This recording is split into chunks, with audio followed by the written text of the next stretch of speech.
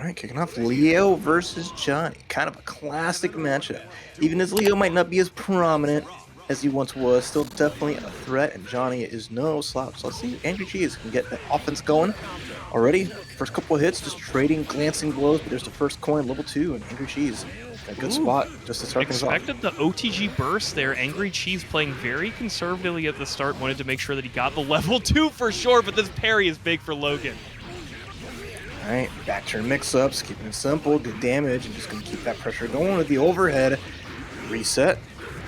AngryCheese content on blocking here, not backdashing, making some space, but the air dash going to get caught and bring him right back down. Yep, gets that guaranteed knockdown and back turn off of the air hit there. Great reward off of air-to-air for Leo. And the blitz called out, but no OTG. We'll find the low, though, to clean up that round for Logan.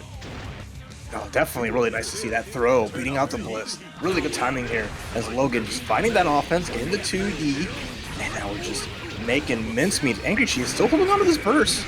Has not elected to really try to pop it and get this offense to stop it, taking a lot of damage. But, oh, nice block on the burst. No punish though, but at least he could take the Solstice.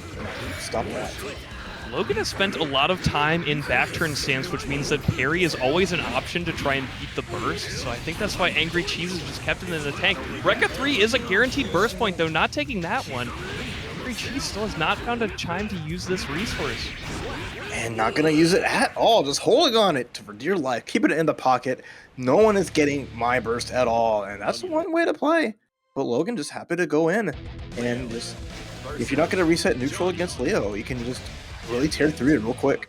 Oh yeah, and Logan feels like he is spending every single knockdown situation in back turn, just keeping the offense up in every situation, going for the resets and pressure just to keep the offense up. Logan is looking incredible here. Yeah, really good spot. I mean, she's just having difficulty keeping Leo at bay. No crouching slashes, no 5Ks. Gets parried again, and it's just Logan in back turn all day, every day. Getting a little too predictable with that air movement from AngryCheese, gonna get called out by the burst. We finally got a burst here from Cheese. All right, gets the coin, doesn't get anything more from it. Did just another run up, no burst that time. And Logan was content to just 5K, kicked it away up, and one more good combo. Trying to play a little bit too far away, respecting the flash kick, I think, too much there from AngryCheese. Not going to be able to get it. Goes for the overhead off the 5D. We'll get cleaned up this round. Again, Logan just running through here. I like the effort, at least through a mix-up there. A lot of AngryCheese just kind of sitting on the meter, especially going into level 2.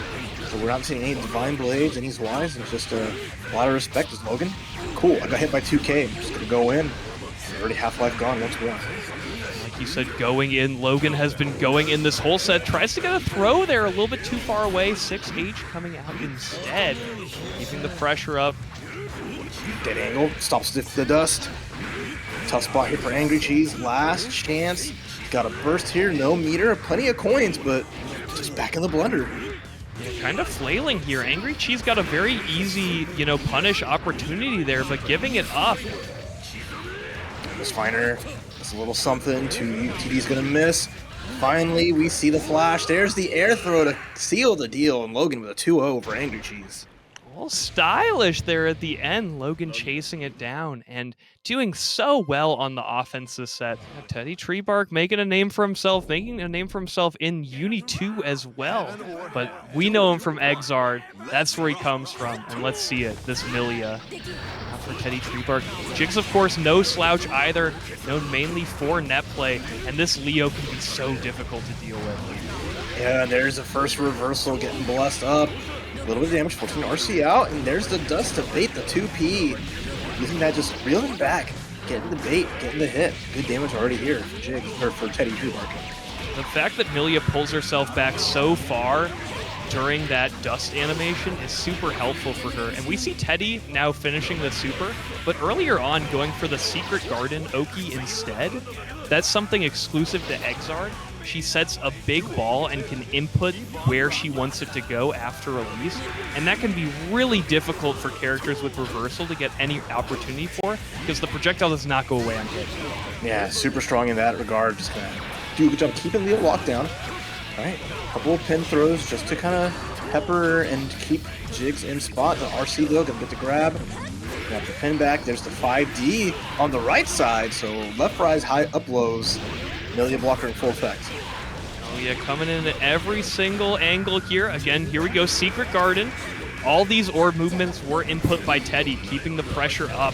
This is something that he's labbed for this situation, and it is paying off in dividends right now. See? Getting caught on the tail end right with the Secret Garden. Simple punish as well, getting the burst right at the end. Teddy, just again, understanding the assignment. Get Leo to the corner, set up the not so secret garden, and then just keep running the offense and knowing that Leo really has no good way out unless they can guess a throw or hit that right timing on a blitz shield. But even then, the threat of throw from Millia is ever present. It's looking super one-sided here, folks, but do not forget, TeddyTreebark is on the edge of a knife here. Any sort of slip-up could be huge damage for Jigs, and we might see it right now. Luckily, that burst, that lifeline for Teddy coming in clutch. Okay. Walks just that time, but then disc RC. Putting Leo into place, extended hurt boxes, getting caught. Nice grab, that's the right answer to the run through. 5D again, unblockable, but you don't get the full launch.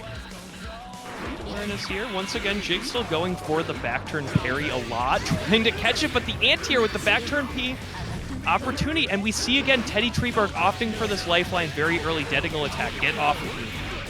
You see, that's another parry, his third one to set. Being baited out as TeddyTreebark is just happy and content to get these free grabs, get this corner situation once more. Triple overhead, connects. Jig's gonna have one more chance here. There's the burst actually, okay.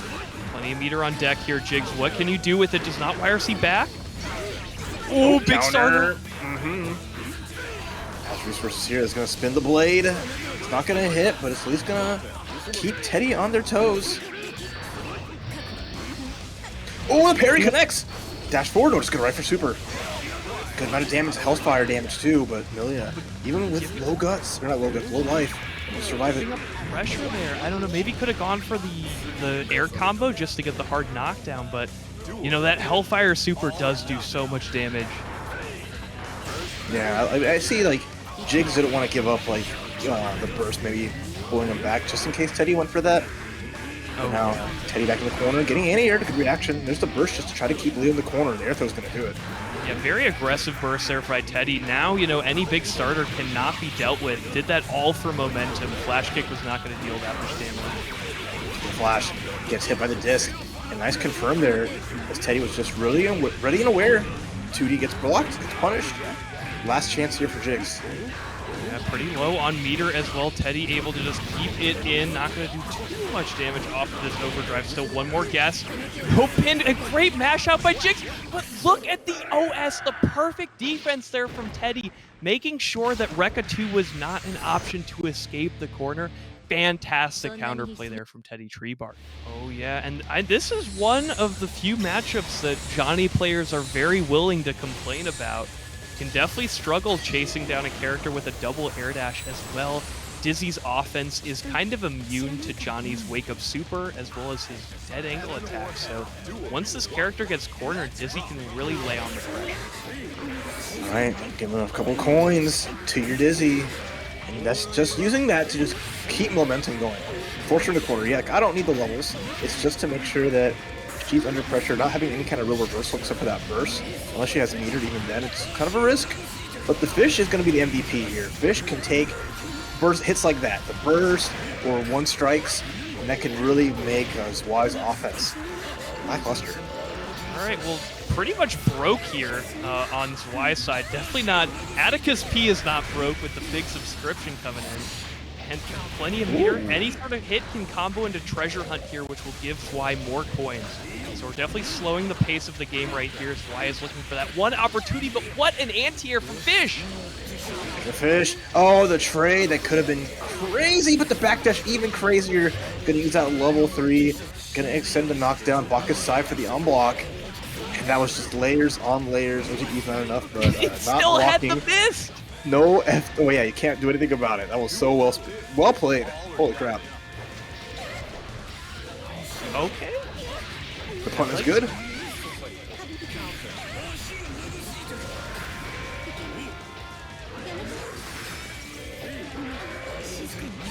Good pressure, little knockdown. And this is just, Zwei hits the fish out, and that's another great part of it, right?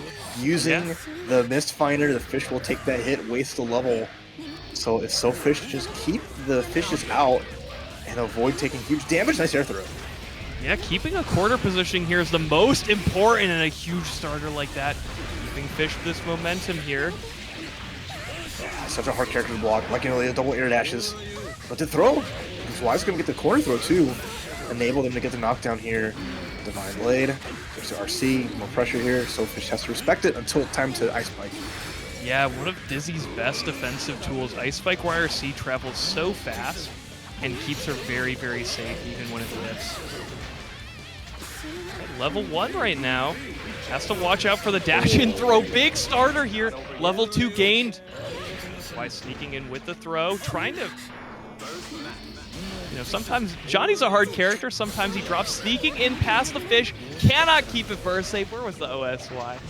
Yeah, tried, but it's fine. Far Slash finishes the job there. And still a very close match. SoFisht a lot of opportunities. Zwei taking that first game. Still, it's game number 2 on the way. I wonder what adjustments will be made here. As SoFisht had a lot of moments of brilliance, just couldn't keep their momentum going. And tough part is that both players' offense looks super strong. So I expect this to just be a battle of who can keep up once they get those early hits. Ooh, bad burst there. The Mistfinder hurt box is so far back it's hard to burst. Nice extension. I love that too, the falling jump P into the jump D. Thank you, Roku Twitch, for the subscription. Much appreciated there as we're getting these jump loops. Dust loops like Johnny. Put the mist on her, super unblockable. Zwei is kind of the one making the adaptations here, looking way better in this game too. Hey, you gotta know, right? You don't give Dizzy any opportunities to score these knockdowns and set up some fish. And already that level 2 Mistfinder are going to get the roll, get some big hits. All right, I think we're going to see a stun here. Yeah, we're super cranked here. This is so dangerous for fish. Oh, and the reverse hitbox! Take that burst gauge, the double, and now we're just going to set up the last hit. And there it is. The backdash getting caught. Zwei out with a perfect to clean things up. Yeah, we'll see Bombchu with the Haehyun. It's going to be a battle of set it and forget it. Both characters just adept at just getting these big knockdowns, putting up orbs and fishes. But, again, both really not having a lot on the defense side. So, especially Haehyun, such a big character, is going to have to deal with so much high-low mix-ups and pressure. Yeah, definitely not a good character to be navigating SeaWorld. All the fishes, all the fire here. Able to escape the corner. Ray TV in airtight. But the pressure finally ending, and Bombchu able to escape here. Oh, counter hit. All right. It's going to get some pressure here as we're getting just a lot of that. Nice IB from RTW. Low into the extension here. Super. Nice block on that. Big hitbox on the back end, and RTW just aware of it. No problems there. Yeah, Bombchu kind of hoping right there. There is an option if that super gets baited, because you can control your opponent's movement, just to move them far enough away that they can't punish you. Yeah, super tough there. Bombchu trying to get around the D-fish, that parry fish, but can't quite make it. Oh, just eating bubbles, eating so much damage. This is not looking great as that last chance burst. The shield back again. Ray just camping on it, waiting on it, making Bombchu's struggle really real. I do like the YRC there after hitting the fish, because it doesn't because you're not hitting a player, it doesn't count as a red Roman cancel. So you're able to save that meter while also making sure that Dizzy doesn't put you in checkmate, making you hit a fish. So good awareness there from Bombchu, but just seems like such a high mountain to climb here to take a round against a player like Ray the Wolf. Absolutely. And then again, the fishes being able to take one hit and parry fish existing as well just makes it difficult, right? Because a lot of Haehyun's attacks are all one strikes. All the Hayabusas and whatnot. It just makes that a little tough, especially now in the corner. I'm not gonna have to worry about fish, more so just the pressure, and look at that damage coming through into more knockdowns. This is a crazy optimization by Ray the Warrior. This was labbed for... What? Instant overhead. Found that jump kick again. Tall character getting blessed, and just the how smooth that offense was. Just how clean, buttery, and just once again we're back at it. Yeah, I mean, Ray the Warrior showing the champion difference here right now. That damage was so optimized, and then ending it with the F Shiki, knowing that Haehyun is too tall, once again just harassing this high character. Oh, it gets the fall down extension, just continuing to layer, and now the last hope burst. Not gonna do much here. The head tap, nice little head pat. If you say you've seen that combo before, I don't believe you. In the neutral, it's going to be Johnny's favor, so we'll see how Puddles can navigate to find these hits, and already that far slash round start, but a jump heavy, going to get a hit, going to force the burst out for Puddles. This is a high impact level here now for Crispy Munky, can convert off of these farther hits like far slash. Start harassing Ramlethal here. Looking for a burst right now, we'll get it from Crispy Munky. Ooh, sword hits out the Divine Blade. Could have been a full catch. A lot of glancing blows left and right here, but no full confirm yet from Crispy Munky. Ooh, nice little extension there from Puddles, keeping it up. RC for RC there. Johnny does get away with the discount though. Alright, super violent here, but that level 2 misfire, these cancels just making Puddles life a living heck. And I love the patience right now from Crispy Munky's offense, knowing how afraid Puddles is from the plus frames. Ram 6P infamously. Holy. No combos though. Crispy Munky getting these level 2 misfire hits, not converting much, but gets the blitz. Gonna take a little bit of the burst, close slash, pressure's on. Next hit provider one, the hero burst is no good. That is one of those chain strings can be so safe, especially the overhead. Puddles felt like I ain't gonna have to press here. Takes that burst, gets the dub. Tough spot for Crispy Munky. Definitely an impulse burst there from Crispy Munky. That counter hit duration is so long, and definitely a move that you never want to mash on. My blade, there we go. Finds a little bit of hit, but again, no full confirm. If you're gonna let Ramlethal be able to attack and have the ability to set swords safely, it's gonna be a difficult time here. Oh, the FD pushing her out far enough. The command grab did not connect. Crispy Munky in the driver's seat right now. Air tech, right? Finding the opportunity just to make the space here, but another hit from Puddles.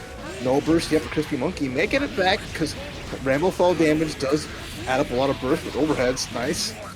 Should be enough. Again, we see our resident tall characters just getting harassed. Crispy Munky this time being opened up by the fuzzy guard break. I like that reset. The recognized situation, if I kept extending the combo, the burst was like with the scaling, the burst was likely to be a factor near the end there, but forcing the reset, getting extra damage. It's really well set up from Puddles, as Crispy Munky was not prepared. But and our players will be well set up with the $50 dropped by Death. You know, may come for us all, but may also donate a clean $50 to XRD here at TNX. They thank you to Death. What else is inevitable is taxes. Death had to pay theirs. But the burst is baited, the combo's coming through, and now you are in the blender. 2 blades sharpened as all heck. There's a dead angle, no good. But at least Crispy manages to get out of the corner here. Yeah, no swords available. We see Puddles just kind of super jumping, waiting to get those resources back. Coin counter hit here. Puddles gonna take this all the way to the corner. Plenty of burst. We get like a double explosion here. Keep it simple. Get the spinneroonie, get a little bit of that burst gauge back, and one of the best characters at crushing guts. That super, even on OTG, can just do so much and remove the ability of coming back, even though it builds a lot of burst. Puddles once again off to the races. We'll get a quick level 2 here from Crispy Munky, but what a disrespect there by Puddles, mashing out. Yeah, no fear whatsoever here. He's going to get those sword sets, but I like that Crispy hitting out the swords, making them kind of a non-factor off the wall. Let's see what you got. I want to see a knockdown. Get me that Zwei. There we go. The hard knockdown. Big chance here with the Divide Blade RC. Yeah, keeping level 2, but getting the Oki 4. It missed air throw is going to really hurt here for Crispy Munky, allowing Puddles to scramble their way out of the corner. Hit coin hits here. Gets off the wall. Big chance here. Oh, and now we're just kind of dancing around each other, but still Crispy with a huge lead until he gets hit here. Could be a tough spot. Crispy may need to chill with the 6K just a little bit. Definitely a good move in this matchup, but using a little bit too much. Oh, tried it again there, but the sword gets the counter hit. So a coin, not a bad idea. And gets out of the corner. What a huge jump heavy. A 6P was attempted from Puddles, but jump heavy just goes so deep. Hits the lowered hip hurt box. And is on the board with the round. Okay. Munky definitely does not want to quarter themselves here. Oh, wake up 6P, very nice. Can't get the knockdown here, but also can't blast away with JD, allowing Crispy Munky to tech out with the JK, get this hit, take us to the corner. All right, level 3 is available here. That means a huge amount of damage is ready to go. There's a burst, so I see Crispy Munky not want to spend it yet. Could have blocked after Divine Blade RC. Command grab, okay. Won't do too much here unless we get the corner swap. Puddles locking in like no one ever before, but no swords available. Daro stuffed with the YRC. Crispy Munky just taking a look with that meter. Air throw tech again, the second one of the set. We are not getting gripped in the air, but Divine Blade RC should be enough. Keep it simple. And that's going to tie things up as Crispy Munky wins out the scrambles in game number 2. To tie things here is just the Johnny problem is always going to be there.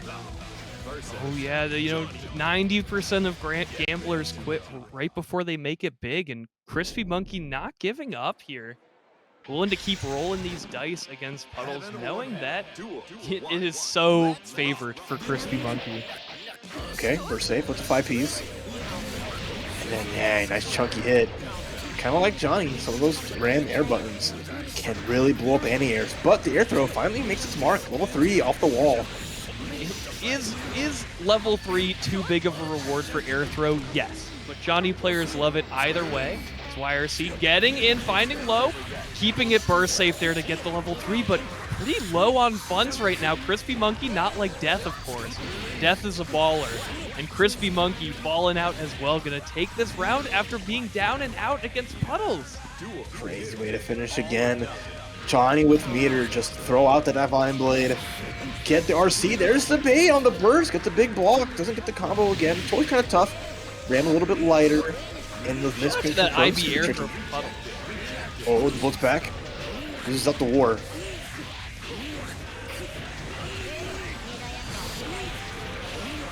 Alright, Crispy losing a lot of life here. Should get a burst soon though.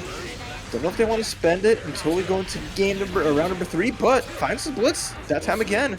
Good answer. Hadn't really represented that much until this round. Yeah. Oh, sword harassing there. Great pickup by Puddles now, reversing the situation. And I believe in this burst here. And listen, the perfect counterplay. No more YRC for free. That will not fly anymore.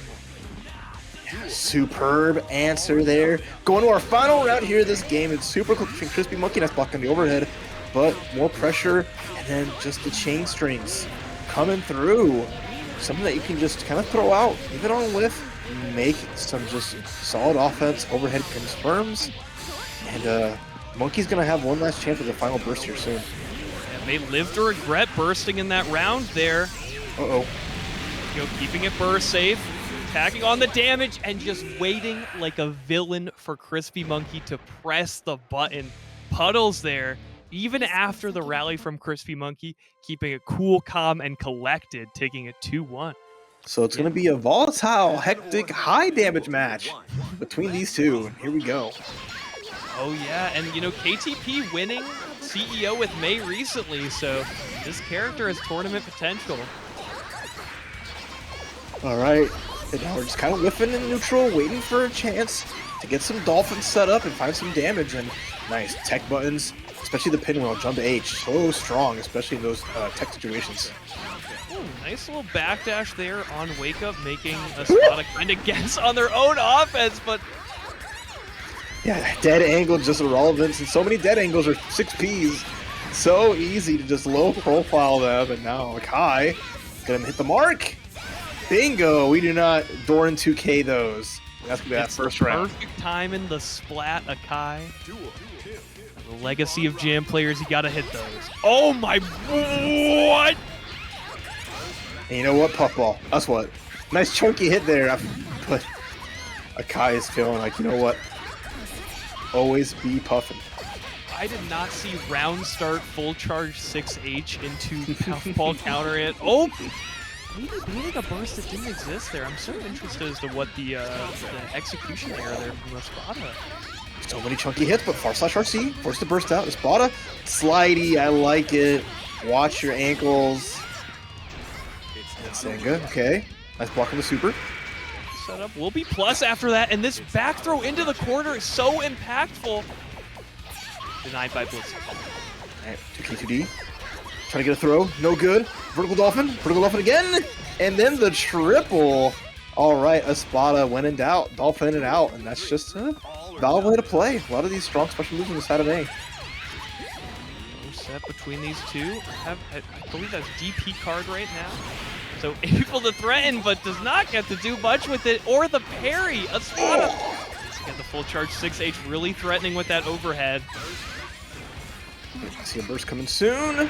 Not there, just happy to block out the super. Didn't go for a throw. No huge punish, but that's going to connect. Some good damage for Akai. Has the meter here for a super if they want to. And second on RC, other side. Oh no, not okay. Not sure if that was not definitely what they wanted. Throwing out a Dolphin after teching on the ground. I like what Akai tried to RC and finish the job there before May could at least like land and be able to attack. May have a lot of guts, so it can be difficult to crush them. But it came really close to just stealing the deal right then and there. Akai's been kind of messing with their air mobility, doing the super low level 1 Deki Rins, which are able to be plus when you do them that low. But now we got the max here. Gonna see the blue flames on the overhead in a little bit. Alright, I like this here. Movement from Akai. It was attempting to be solid, but Espada is just stopping everything really, really well. Gonna get the Nsenga knockdown, set up another Dolphin. Now it's guess for game. Oh, nice little block there, but almost there from Espada. One more hit will find the OTG and the perfect as well. That was a lot of fun to see there. I love extensions like that, especially using the other overdrives. Bringing in the Killer Whale, and there's a Killer Burst. Can spend it nicely because it is the second round. 6 heavy, fully charged could have been huge, but Akai finds a hit and the pinwheel again. Big scrambles here and mashing after the burst got baited there. Espada able to find the counter hit because of that. Dead angle again, and then RC'd the slide to punish the dead angle because they went right under it. Akai is recognizing the situation once more and Fix Me Steve with the $5 reduce. Nice extension here with the Dolphin. Didn't air dash to keep it going, but the air grab into the Dolphin. Oh my gosh! Spending the burst here, looking to win on this round and getting punished for the hero burst. Akai gonna take it now. Espada definitely gonna be missing this resource as we go into this next round. Far slash beating the slide into the RC. Oh my god, the DP trades. If you are Akai, you're happy with that, but the wall stick, almost an extension there, not quite. Gotta respect Akai learning so quickly under the pressure, you know, seeing that interaction with Dead Angle in the first round and then comboing off of it with the YRC in the second. Oh boy, big knockdown, more pressure, but wow, 5P anti-air. Blocked the Dolphin, mini Dolphin, and then just happy to get this hard knockdown. All the meter in the world for Akai. Gotta respect it. Here, cashing out, burst finally coming back from Espada. Hard baited there. Going for it again, we'll find the burst. Last chance burst too. Gets hit. There's a burst available for Akai just in case. Dolphin's there, Puffball's out. Ooh, jump slash, are you kidding me? What a stop on the Dolphin. Booped it on its nose, Deadward, and just crushed it, Akai, with the crazy diligence and awareness. No, for sure, for sure. Just playing fluidly and just accepting that the game is like a cat in a box. It's going to fit no matter how, and it's just really weird, but that's the charm. And right now, Krackatoa, one of the finest Fausts in the business, going up against the Lord RTW, but counter hit drill going a mile away just to swap sides. There's a chocolate bar.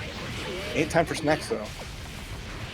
Krackatoa's been on that that influencing Dust Loop's grind, so has been doing a lot for the community, but maybe the community has forgotten how this Faust can throw hands. Krackatoa, life lead still maintained against Ray the Warrior. But in this corner here, and now here comes the tough part. One more good hit.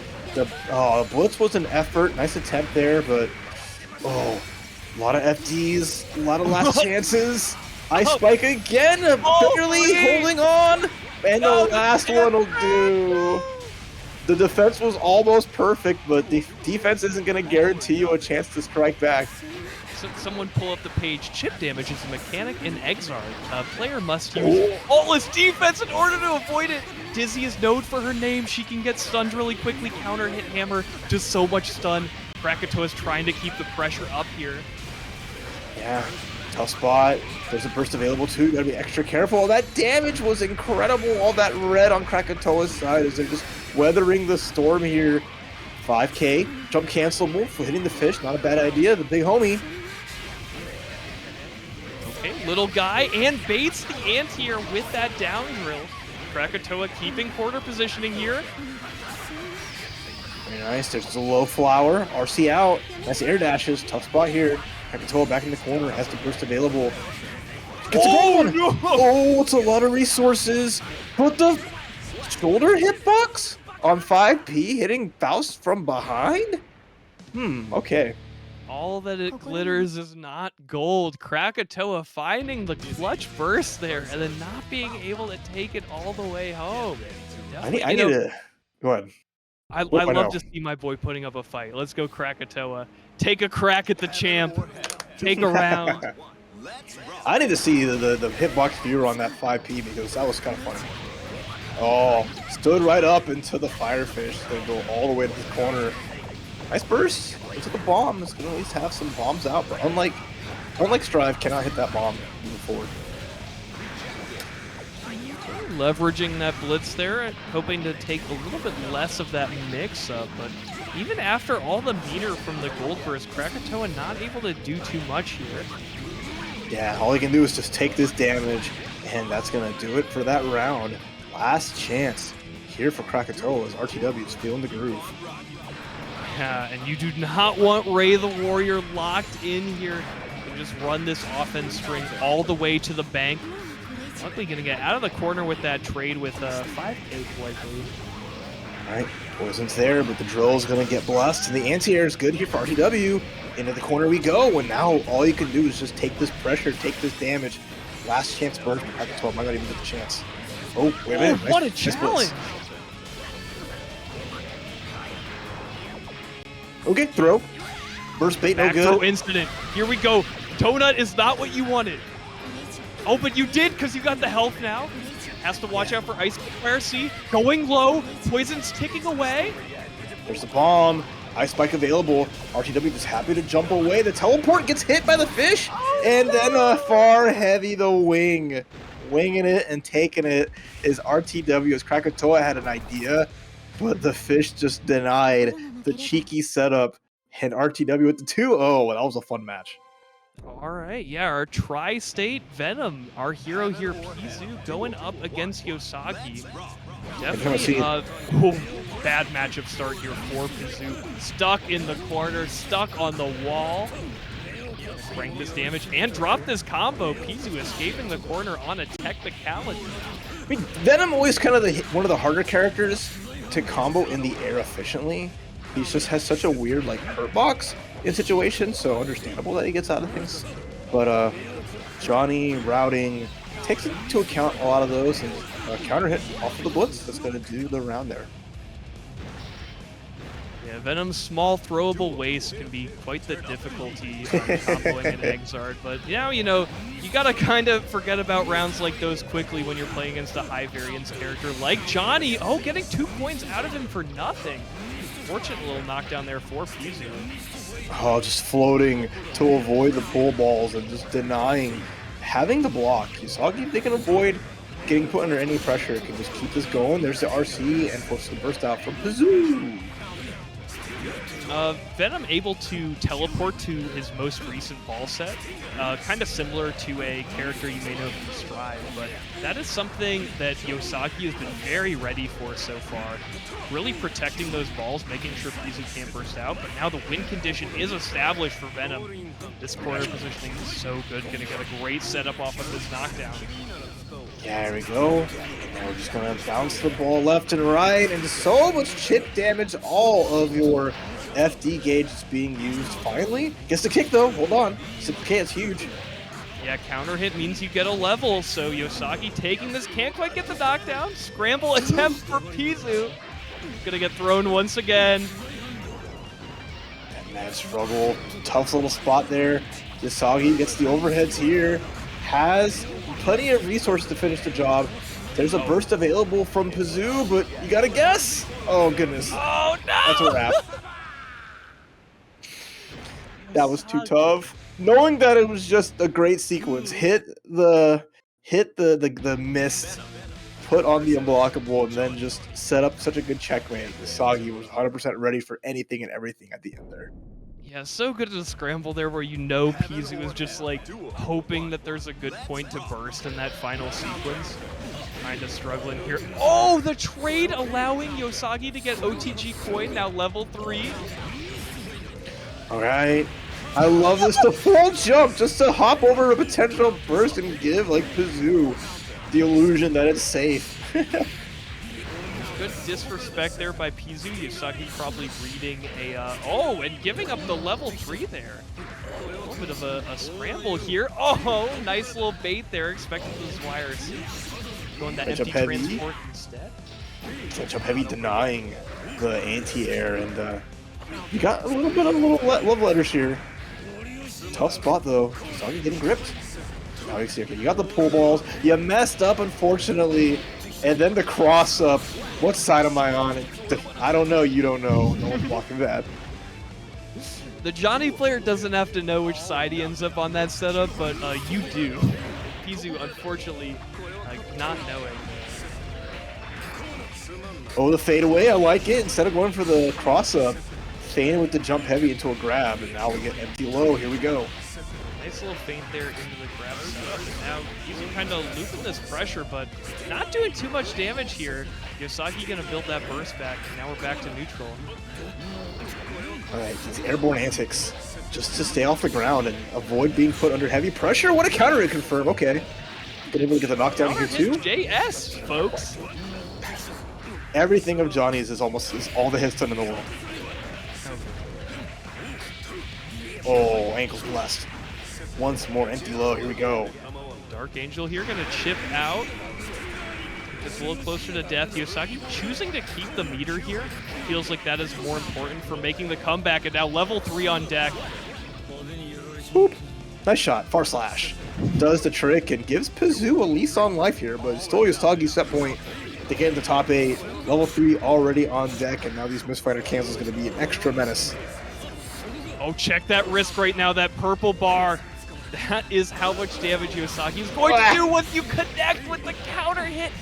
5H, look at this life bar floating away. And luckily for the Venom hurt box comes in, denies the hard knockdown from the Zwei, but still not a great spot if you're pzooo. Carcass raid. Big blocks, having to defend immaculately here, trying to get that burst back and stay alive just barely. Tried to contest that A-ball. Not okay. Able to. pzooo able to get the knockdown. This is huge. Straight again, overhead. That's blocks. The throw tech even from Yousagi. Burst for both players. You gotta use it. There it is from pzooo. Single attack away. Final guess here for both players. Actually, throw will probably not be enough with no coins. Final setup. Again, I don't need to know what side I'm on, but you do. Yousagi gonna punch that ticket for winner side of top 8 here. Hey, delicious, all right? I just finished up some nugs and french fries, so I could use some dessert. And XRD is delivering right now as Akai versus Solstice. Going to be the battle to see who rounds out our top 8 winner side. Solstice finally on stream. Puddles making top 8 over Zwei. We have 2 Rams in the winner side. Let's see what happens. Yeah, and once again, Akai has upset so many good players recently. Is on a spree, and perhaps Solstice is the next victim here at TNS. Just quick confirms. Akai playing fast and loose. Just making sure that there's no really breathing room here for Solstice, but the sweep is going to set up a sword, apply some pressure, and force the burst. Bursting early is very good value against Ram. She builds burst for you very quickly. So Akai willing to spend that very quickly just to not get put in the corner into the mixer. Full card Gekirin here, threatening a lot of damage off an overhead. Scrambles and finds the air throw, but a full stick of butter now for Solstice. Yeah, tough spot, but those chair buttons from Jam, just a menace. Beating out the swords, beating out whatever Ram wants to do, and look at this. Gonna hit the easy super, summon the Phoenix, and take that first game. Oh, show! Here as we threaten. Oh! Nope, Not quite. denied. Shout out to XRD cutting that off early. Yeah, y'all seen enough. Let's get this character off the screen. Dang, Akai is. Earlier they were just like, I'm rusty, I haven't played a lot, and just like they've hit their awakening as they've just gotten like it's like they've never left. Alright, well Solstice unexpectedly here down a game. And Akai has been on such a tear. Okay, there's the burst out. And the air throw off the IB. Typically if you mess up the IB on a trying to air block a string, you're locked out for a little bit. But if you can get those air IBs, you can get those really great grabs in the sky. Yeah, those high impact air throws putting Solstice in the corner there was so important. Nice side swap, but even better challenge from Solstice. Okay. Passing in the corner here though, Solstice will have the opportunity for a setup or a chip setup here. Akai may be thinking, you know, thank you for the burst there, Mr. Solstice. I'm happy to take it. Let's go to round 2. That super is literally just that. Here, have a free burst. You're A-okay. Nicely done. Yeah, this is where Solstice wants to be. Knowing that a burst is inevitable at any moment, and there it is. Still puts Solstice in a great spot because they found another clean hit. A nice extension. Almost. Blasting away. Dead angle attack towards the corner. Oh, avoids the super, but gets out of dodge. Never mind. Nice air throw. Here we go. Standing lows, but the fadeaway hit. Whee! Pressure of nowhere. Every single disadvantage air throw, Akai just keeps finding them, keeps finding these high impact hits, and now we get the knockdown. Harding up on the Gekirin, blocked by Solstice. Oh, extra damage is good. That's another hit. And the jump over the pinwheel. It's just air dash pressure. What a confirm for Akai. Turning that into a full combo sequence match point. Okay, I need a game 3 between these two. We've had such a so far. This little pop up here. Solstice going to hard bait the burst, knowing that Akai wants to burst early. There it is. Try to sneak one out, but Solstice ready. The cat caught the mouse in the trap, and this damage is going to set up one more one-touch. If Akai's not careful, it's going to be a wrap. I think I got my wish, Raph. That's true. We're going to game 3 between these two. Oh, really well done there. Again, once they got the burst, got a little bit extra hit, and then got that just the air-to-air back into the corner, it just sets up such a hard situation to get out of. It's luckily, again, Ramlethal gives you so much burst gauge back because of just her multi-hitting attacks, but it's such a necessary part of dealing with her because it's just so relentless in the corner when dealing with her pressure. For sure, and Solstice now, big advantage here. Tried to space that as far as Solstice possibly could, but even then, burst will still connect for Akai.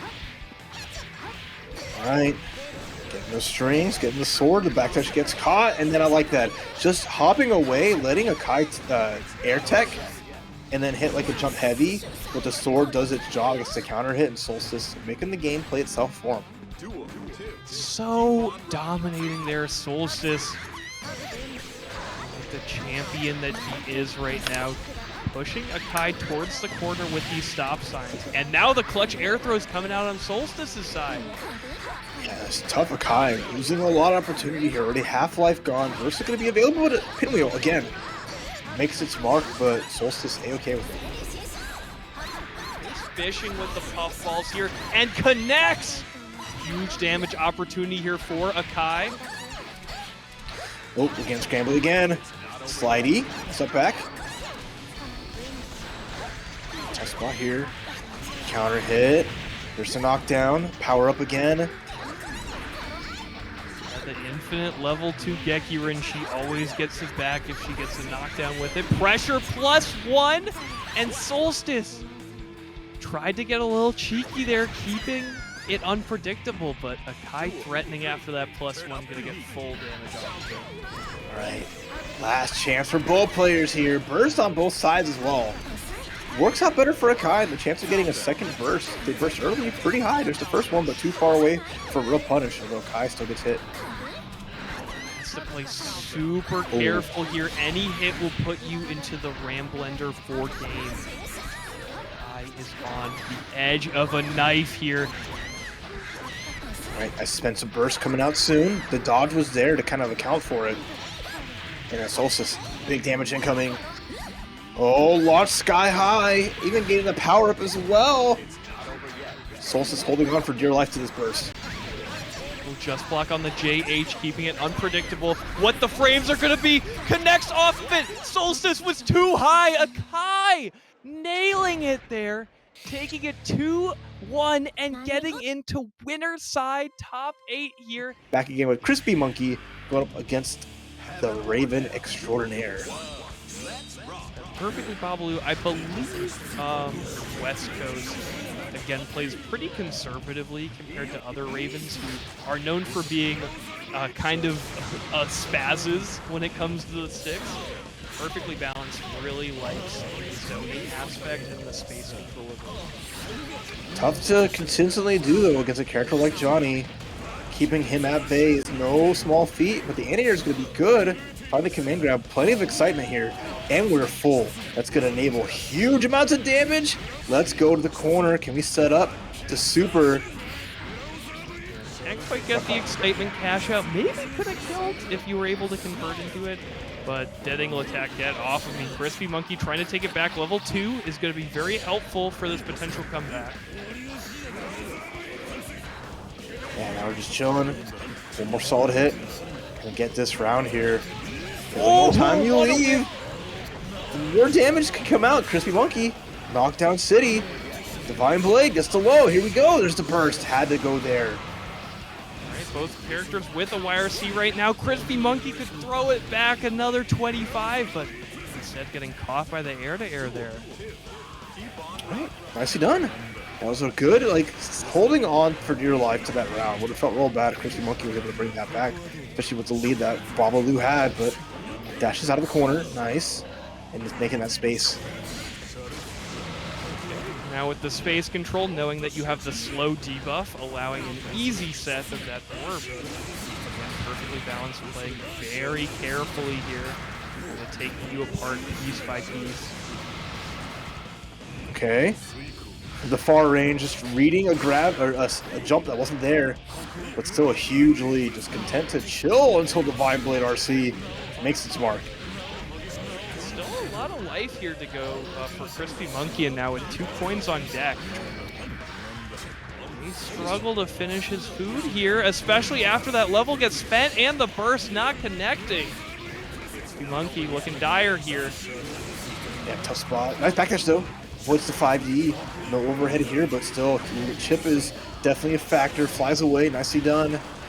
Babbaloo just waiting for that small final hit, and the swoop is going to do it. We'll get it with the glide in. PerfectlyBabbaloo looking absolutely perfect tonight. Once again, playing that play style that he is known for, keeping you at bay the whole way through, and Crispy Monkey just has not been able to crack the defense yet. Yeah, tough spot. And you see again, Great backdashes, great movement. Bobbaloo just always in that perfect spot to just make Johnny have to work extra hard to get into that proper range where, Raven does have great normals, but this great far slash, great punch, and just little things like that just to make Johnny have a hard time getting close. One thing I will say, so first off, bursting Raven will make you absolutely hate this game, but Crispy Munky has been kind of failing to nail one this whole set. Once again, trying to burst the 2D, and Raven's hurt box was a little bit too far back. And just empty low with the perfect we go. Bobbaloo 1 round away from making it to a top 8 qualifying match. And so Raven is up to snuff, but the Aaron block didn't have meter for FD, but no full combo. Once again, folks, we are on the loser side of bracket right now, meaning that, this is pretty high stakes here. This is top 8 or bust. All right, it's the needle, it's the slowdown. Johnny's struggling, and I love that. Use opportunity to get some excitement, knowing Johnny's going to have no way to get close. Once again, just every opportunity throwing out one of these orbs as a stop sign. Really high projectile level will destroy any sort of coin going into it, but I love the aggression there from Crispy Munky, knowing that the orb wasn't going to hit, taking that opportunity. I don't think we have enough excitement to kill here. Still going to set up a great spot. There's the boot, and now you just got to guess. Chip is even a factor now. You're forced to use your meter for either for RCs or a trade. It doesn't even matter. Nicely done. Unfortunately, Crispy Munky is eliminated, but Bobbaloo will carry on their flame and move forward here. Yeah, glass cannon fighters, all right? You pick Millia for a reason, and that's to get this nasty pressure going, but it's not to take a hit. So Teddy's going to do everything in their power just to dash in and out. Problem is, though, having to do run stop with FD kills your meter gain. So it's really going to have to be a tough spot where you get these big damages before you have to do run FD backdash. And Johnny not really with that problem. That slow walk speed kind of helps him out with the meter game. He can kind of just keep it pushing forward and back. Oh! What a chance there to trade into another 5 heavy. And it's nickels and dimes. It's making dollars. It's just been single hits. And if anyone knows how the money goes, it's Johnny. Working up here, has the opportunity for this YRC pressure, which we will do, and kill off this convincingly. Yeah, big guess there, right? Tough to deal with. Millia doesn't want it to sit in the corner and block, but Johnny just enforces that, especially with the Divine Blade. So this is how it feels, Millia. This is what you do to people. You set up secret guards, you set up discs, and make them guess. It is your turn to get blended, and there's the block setup. Clutch burst, because that was going to be crazy much extra damage on top of that. Zwei not has talked to me about the hypothetical perfect Johnny round where you loop unblockables until they die. Thought he was going to be standing. Teddy should be dead here. No questions. What's the question? What? No questions. What? No questions unanswered, because that was not the route that you wanted Zwei to go, but either way, takes the game at the end of it. All right. Yes, Zwei, showing the pressure of this. Also, I have to say, playing the defense super well. Zwei, finding these back throws in places that you're not supposed to be able to get them. And that's really the momentum killer that we've been seeing against TeddyTreebark here. All right, more pressure here as Teddy's just trying to be evasive. Gets the pin down, but a burst from Zwei. He's going to get a trade on the 2D and getting a knockdown. And just, Teddy's back to just forced to block. Fun XRD facts. Johnny's 5D is -1, so can definitely pressure off of it. Or it's 0. Fun facts. Saw the 5D, preempted the 5D. Blocked it. The range of the blitz still hit, but at least Teddy, not worse for wear, gets a throw here. And with a step to their disc, goes to the hair car. Nice low. Here you go. Well, here we go. Secret Garden. This is the win condition here. Again, Teddy can input as many directions there as he wants. He is in control of that ball there. All right, 6K no good. And the 5D, 2D, excuse me. Too many 2Ds, 2Us, too much green and blue. Jump P, too far for a full confirm there. Close splash, not hitting. I really like Zwei babysitting the pin there. That is really important for Millia's combo theory. So by Zwei controlling that, he can really control how many knockdowns he's able to get. Now threatening the game here, huge damage. All right, Be let's careful. see. Talking about pin, you might summon Lord Knight to just appear behind you. Oh, nice blitz. And goes low. Yeah, Johnny's will sometimes dial that /6H a little bit too much. Teddy getting the blitz here. This hero burst maybe paying off. Zwei forced the burst there. Nice blocking the 5D. About to start up on it, so Zwei not going to let it go for free, but now it's time to guess for game. Overhead. Oh, please, Teddy, Boom. please, yes! A game of peace between these two. Again, this is on loser side. Elimination point here, but also for top 8. Very high stakes between these two. Yeah, super, super good. I mean, Teddy waking up. Game 1 was a little bit of a rough one, but again, you force Johnny into the disc setup. Outside of like a clutch backdash, they're going to have to take it and hold that. So it really just comes down to, can Johnny get these hits to knock the big damage and finally like catch Millia, or can Millia get knocked down and tear away at Johnny's defense? So once again, such a dangerous matchup to be playing. The momentum can shift so quickly. Level theory on the side of Zwei right now. Knew that the combo had scaled a little bit too much. You could do better damage than that. Unblockable. Oh no, going for level 3 instead. There's the Blitzo, the Blitz back, and yeah, level 3, get these last bits of damage off, but not enough. The combo gets the grab. Teddy's still in there. Zwei kind of freestyling on that combo there in a very poor way. Kind of gave up level 3 and a bunch of coins to not even hitbox viewer. The misfinder back shot. It hit behind. He can shoot you from his back. Oh my gosh, Johnny really is the perfect character. Now being lush shakered here, really threatened by TeddyTreebark. Hitbox on. He got hitboxes on his hitbox. But right now, though, on defense, having to hold this. I like the challenge. Crouching heavy to beat a tech, but the tech was delayed. No good. Secret Garden, though. And then just runs into it, try to get a grab. That was why just trying to challenge before it was activated. Threatening here, Teddy trying to take this to the final round here, but the beta dead angle attack, super scary here. Teddy's building meter at a very reduced rate after that dead angle attack, and here comes the unblockable. Can't burst this. Right, knockdown city. No, Why is broke tricky? No money, no levels. No money. The pin.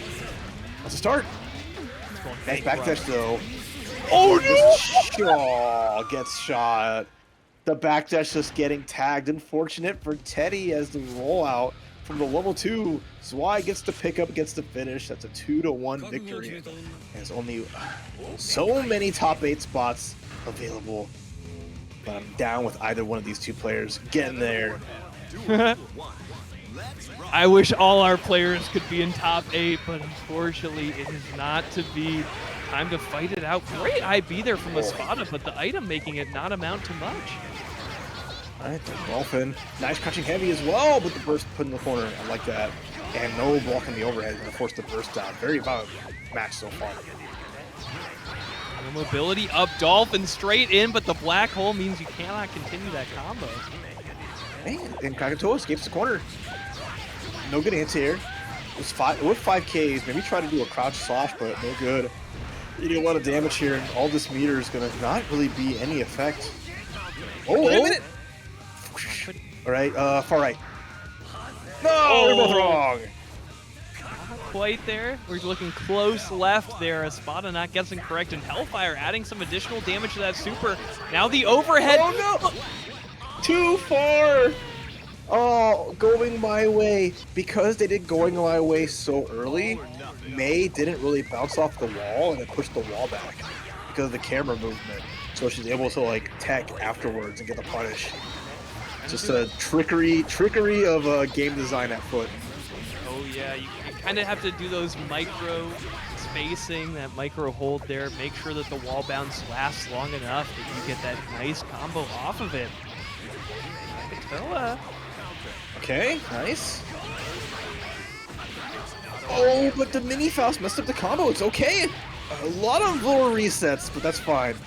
Canadian resets from Krackatoa, able to secure round number 2, and now going into number 3. Burst fully stocked. Let's see what RNG gives to Faust. Really, really good kind of contesting the tech buttons there. Krackatoa finding a ton of reward off of that. Alright, Glowstick is there. Watch out for the bomb. Okay. Back up. Nice. Ow, big counter hit, but had to avoid it because of the bomb. But we got the dizzy here. Espada gonna take this first game. Oh my gosh. That was like tech into beach ball plus hit into stun. And I like what the awareness from Espada, like there's a bomb there. And drops the combo on purpose, but then just the bombs hit the beach ball and Krackatoa just gets tagged. Oh my god, this game is the best. Yeah, those resets are one of the fastest ways to attack on stun. You know, Krackatoa accidentally forcing Espada to reset with that bomb. Alright, kind of keep it a little bit burst safe. Just quick 2Ps. See if Krackatoa bites. A great meter build by Espada here, always moving forward, building that bar up. The trade. Oh, backdash. Yeah, that was going to be unblockable if you didn't backdash it, so Espada does know. Okay, mid-screen loops. Well, a little too early. Last it there. Oh, nice extension there this time. The screen does not betray Krackatoa. And the too heavy beating the slide. Really nice. Good RC. Good damage. One hit away-ish right now. Wall bounce, no, but doesn't confirm the counter hit. Could take it regardless. Krackatoa. No, it's good, like, knowing when to stop the combos and wait it out. Didn't want to get these drops and let May get a free, like, jump heavy off the tech. There's the wait. Meteors available, gotta watch out. The jump over to the throw and Cac's tagged by some meteors. Really nice. I think Espada was looking for the air throw there, trying to wait out the meteor time by, you know, throwing Krackatoa to the ground. On top. Black hole's there, nice combo. Nice and simple. Oh no! Hit the blitz, and that's a fully charged blitz shield into the black hole, letting May get an extension there with double dolphins. Oh my god. Usually it's Faust as the freestyle character, but given the opportunity, you can use Faust's tools against him. So tough here. The awareness is so important for this character. What a pickup, though. Tagging a bunch of damage there. Huge counter hit, as well as the pickup off the air hit. That was super well stabilized by Krackatoa. Krackatoa ties up the games 1-1, as that was a clean finish there. The drills were on point, huge counter hits, and just maintaining such a strong offense there. So going to lead it to our final game between these two. Yeah, really focused up for that final round there. Krackatoa seemed to be in complete control the whole way through. All right, here we go. Game number 3, May versus Faust. Fully charged 6 heavy, but the 5K. That'd be a nice little stop sign. Again, another great button from Faust. Anti-airs, nice little poke, beats out some lows, and just has a good utility as a stop sign. Kind of scrambling in there. We got it for the burst. Coming out for Espada, but Krackatoa keeping the pressure on regardless. May luckily has very high stun resistance, so a lot of these scrambles aren't going to be hurting Espada too much. Oh, too heavy. That's a huge opportunity spent, but the counter hit drill. Krackatoa just managing to scramble so well. Door RC goes invulnerable for a second, and then just appears for an unblockable. And Krackatoa is cracked. Krackatoa. Juicy game night, sniping our final code there. That will be it for the Matcherino, folks. All 50 codes claimed. Only direct contributions right now, and only huge counter hits for the rest of the set. Krackatoa getting us started with the 3K punish. Okay, that's cool though. Tech, RC, I like that. Recognize situation, get a jump K, but what a cross up. Sheesh. Okay. Even the momentum up, and Senga knockdown will not allow a setup at that range. Was that a miss input from Krackatoa going into the door that close? Hey, so you had to leave, all right? You don't want to be in the fight, just get out. Dog, I gotta go. Lots of meter on the side of Krackatoa. Can we use that in any sort of amount? Ah! Oh, what? Okay. The blitz was a Hail Mary, but unfortunately, Espada doesn't believe in God. My God. All right, here we go. I was gonna say that meter Krackatoa was not gonna be able to spend it. Tried, at the very least, but Faust not known for their supers, so not really something that you can just throw out willy-nilly, right? Nice crouching heavy. Beating the Dolphins, really good awareness. That button has a lot of strength, despite being like a long-range low. Great hitbox on it. Nice hitboxes. Lead is good for Krackatoa. This is elimination point here on the loser side, opened up. And the burst bait just by climbing off the pole said I had enough of this lifestyle. I'm done dancing. I got the meter, the stall. Denied. Spinning in. What is there? It hits. There's no life left. Chip will do it. Any one little thing. The overhead, the drill, and that does it. Krackatoa jump 2K. But they're still in here with the Raven. So chance is still there. And then pzooo took it over Wobbllob 2-0. So unfortunately Wobbloo's eliminated. But there's still a chance for Raven to top 8. All right, Wobbllob holding the mantle here. Quite the loser's run again is super warm. Was definitely not excited for the Solstice upset. Was not like, oh boy, I get to play against this champion player. Great blitz bait by Solstice, going to get a full punish here. Already, pressure's on. And again, Raven not known for having immaculate defense, right? Has a a forward dash that has some invulnerability on it. Has some good supers they want to challenge, but beyond that, Ramlethal is just going to take it for free in terms of corner pressure. But makes a burst. Interesting decision from Wobbllob. Oh yeah, playing on a nice edge here. Very low health here for Wobbllob, and will eventually get a little ambitious with that glide. Denied by Solstice using this 6P. 6P finally working, right? I don't know, Ram's 6P leaves lots to be desired just like that. But if you don't try it, you never know. Toss to the corner here. Solstice very well positioned to start this Ram offense. This oppression with that high sword, just keeping the pressure up after every reset. All right, swoops in. Some light little hits here, but Wobbllob not really finding much. Just nickels and dimes, but not cashed out yet. Gotta go to the Coin Star and try to get something huge out of that. What an anti-air with the projectile. Yeah, able to convert just because that sword was already set at that point. So a little bit of foresight coming out there from Solstice. Wobbllob has to watch for a dead angle attack. This meter on the side of Solstice can be very difficult to deal with. Tech buttons. Den just jumping back with a jump kick. Nice dashes right to the projectile again. Raven's dash just being able to pass through so many things. Command grab whiffs. Light punch, something crazy. And the burst is going to be unfortunately not working out here. P-Star are going to be a little bit too low damage though. Solstice not able to kill off the burst bait. Going low, kept safe by the sword. And Chip though, not ready with the FD. And that's game 1 of Solstice. Great awareness there from Solstice, feeling out that Wobbllob was going to be a little bit scared in that final interaction.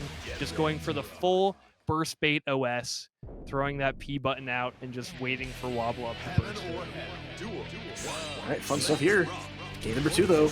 Dash forward, grab from Wobbllob, just full sent it and said, it's my turn to play Xbox.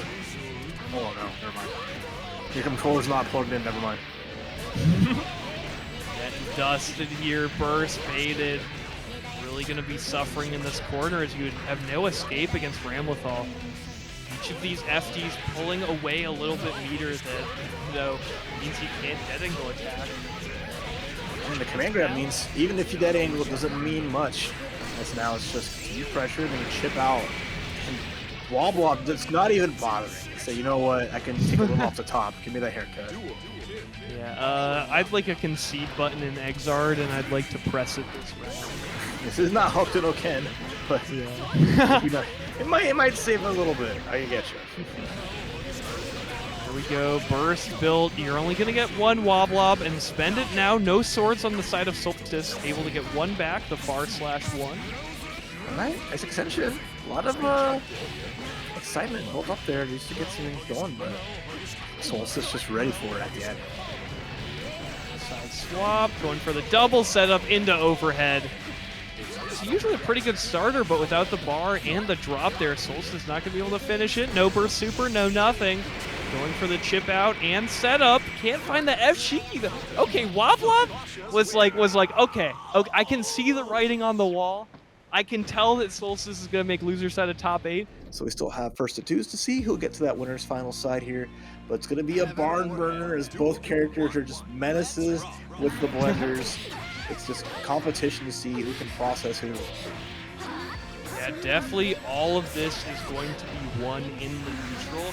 The second one of these characters gets set up, there's pretty much no counterplay. You really just have to block it out, and we're seeing that now as Puddles gets our first turn here after winning neutral. Really aggressive, finally getting the burst from Ray the Warrior. The thing is, Ramlethal damage might not be like the most amazing thing sometimes, but against Dizzy it can be. He's not capable with a lot of life. So any little sequence can be really almost insurmountable if Ramlethal gets the lead. Command grab again, nice. Ooh, and able to take it to the corner here. Will we get a setup as well? Yes, hard knockdown. Puddles putting in work, but the mirror is a little bit too large. Dizzy really spent the Kingdom's fortune on a mirror that side, blasting away Puddles. And RTW has the life lead. Oh, almost. Takes a hit by his sword. One sword comes in, the slidey's not safe. Could have finished the fight sequence there to get the round, but chip is imminent. It doesn't matter as RTW air dashes and sneaks the combo. Oh my goodness. Just what a comeback. Down to the wire there, do or die. That reversal super doing so much for Ray the Warrior there and putting the brakes on Puddles' offense. Alright, neutral jump with a good backdash here. Crashing slash, no good, no good, especially against the swords. Big counter hit coming down here, getting the offense started now. Can't get Ice Fish out, which will allow Puddles to dead angle attack or reversal super to escape the situation. Try to get the overhead reset. Try to get cutesy with it, but didn't quite work against Dizzy. And now, Puddles holding the life lead. We saw what happened last time, even with the lead.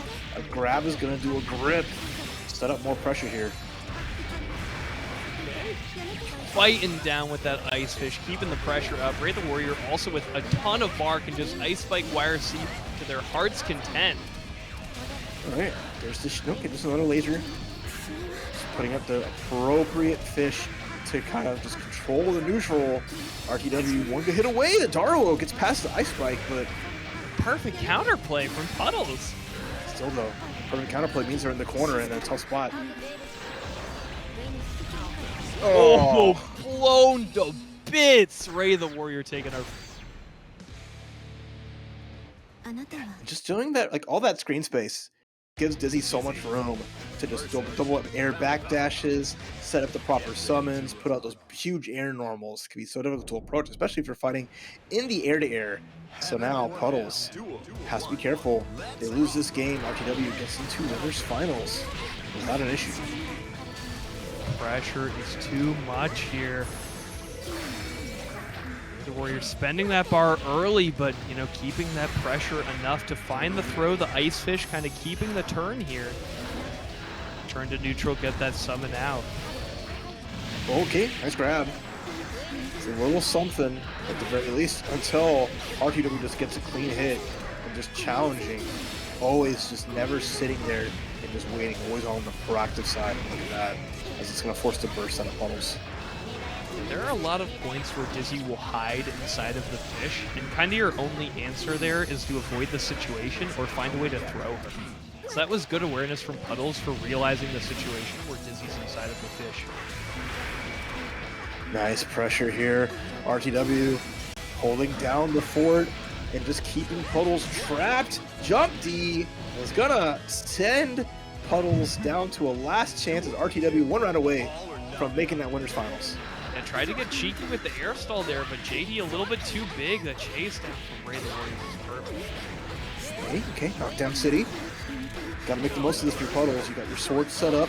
You have some resources here, but RTW manages to sneak out. Whoa.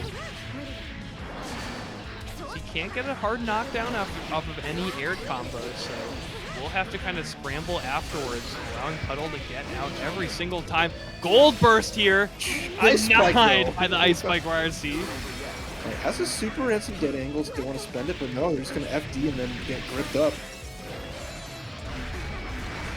Gripping will happen. Finally has the opportunity. Meter out at mobility, but the fish taking the hit for Dizzy. Get down, the president / king's wife. I'll take it from here. Great protection there. So it's going to be a clash of the Titans as here we go. Winners semis round 2 begins. Akai versus Yousagi. Yeah, Akai looking for the next victim here. The Tech JH going to do a lot for Yousagi here. Already at level 2. Oh. And then there's the burst. Got a counter to confirm, and that was just Akai desperately saying, like, oh, I want out. He's out, but Johnny's so easy to bait the burst. Come on. You gotta do the hard stuff there, Yousagi. Threatening with the JD, and corner, give it up here. Akai able to get out? Tossed. All right, round 1 for Yousagi. Akai with low burst here, and just was struggling from round start. Although, one small hit, gets a knockdown. So this is almost something. Doesn't want to charge the card just yet. Try to maintain this pressure.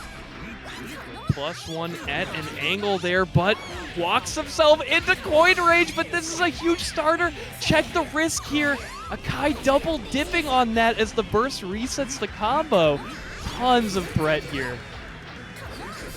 Yeah, oh my gosh, continuing it on the counter hit. There's the pinwheel, but in the corner you go at level 2 Mistfinder. It's gonna let Yousagi get some big damage, but at least Akai was able to tech out. /RC, very nice. Yousagi not able to finish that combo, and Akai with a great answer. And like that, recognizing you get the full juggle, not just going for a hard knockdown into card, just recognize I can get rid of that round and stabilize things. Oh, yeah. Backdash, but now putting the coins out as stop signs, kind of putting the brakes on Akai's offense here. Here comes the unblockable level 3. Air throw setup, too good. He is perfect, folks. And he baits the burst. One more Last time, level chance 3. on this round. There's a 5K. Any single little hit, just the 5Ks again. Just a kick in the teeth, and that's just the right spacing as Akai is going to struggle. Like /slash is it's not the worst button, but it's just too slow to deal with that 5K. So good. Akai, has beaten Yousagi before and in person, but when you watch Yousagi pilot this character, it just looks unreal. It's reminding you that Johnny at that level, right? You see it from Amito, used to see it from players like KUV and Classic Peppery, right? So Yousagi and Zwei carrying the torch of other amazing Johnnies, and right now, it's opposite side. I thought it was left side. Yeah, Akai, they're feeling the pressure a lot here. They get tossed around. These bursts have not been connecting the way they'd like it to. Mess up though again. Trying to get Q with it. Instead, the OTG is going to do it. Yousagi not letting anything go for free, and Akai struggling to even just maintain pressure. Ooh, good round start to beat the coin there, Akai definitely showing their familiarity in the matchup, but a great check on the double puffball. Yousagi not letting that knowledge check fly for free. Okay, here we go. That's basic for Yousagi. Just dash up 5K, waiting for their turn. Whoa! Oh, double whoa. Trying to put hands on Johnny? No. What's his name? Put the J's on him. Defense up, very powerful reversal super, only -6. Makes it very difficult for most of the cast to punish. Really threatening with this plus frames off of level 3. What awareness on the parry there from Yousagi. Oh, That no. misfire. Staying outside of burst range, Akai just has to sit there and wait for their time to make that escape. Can't even burst here. Okay. Dive down. 2 slash. That's a pretty common interaction in XRD. You both just spend the 25. You both see what each other is doing. Shot over with the small meter advantage here, trying to FD push it out. Great check with the close slash on the air dash back in. Keeping the turn here. Akai just looking for one more hit. Checks and then checks again. Once again, Yousagi, Johnny players, they're just going all in. Yeah, we've seen plenty of these matches today. Ones where a single touch can mean so much.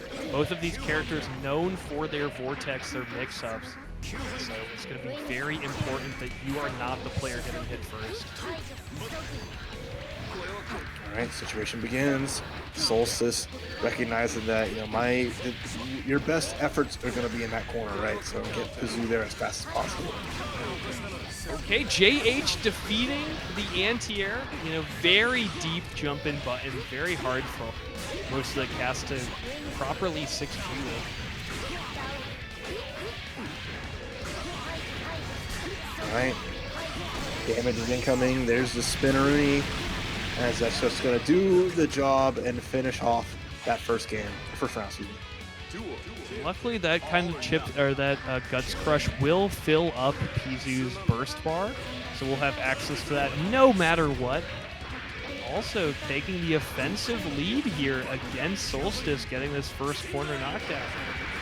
All right, empty low does their thing again. So right now, pzooo just finding some nice damage, gonna get the bishop run out, but immediate, just go away. I'm done with that. Yeah, perfect answer there from Solstice as well. And, one of the reasons why Venom's weak Dark Angel in that situation is just because it doesn't burst and, getting an attack. Alright, air throw was good. Big balls too, and that's just going to force Solstice out to FD, lose a lot of life, and Chip is now just one ball away from tying up the rounds.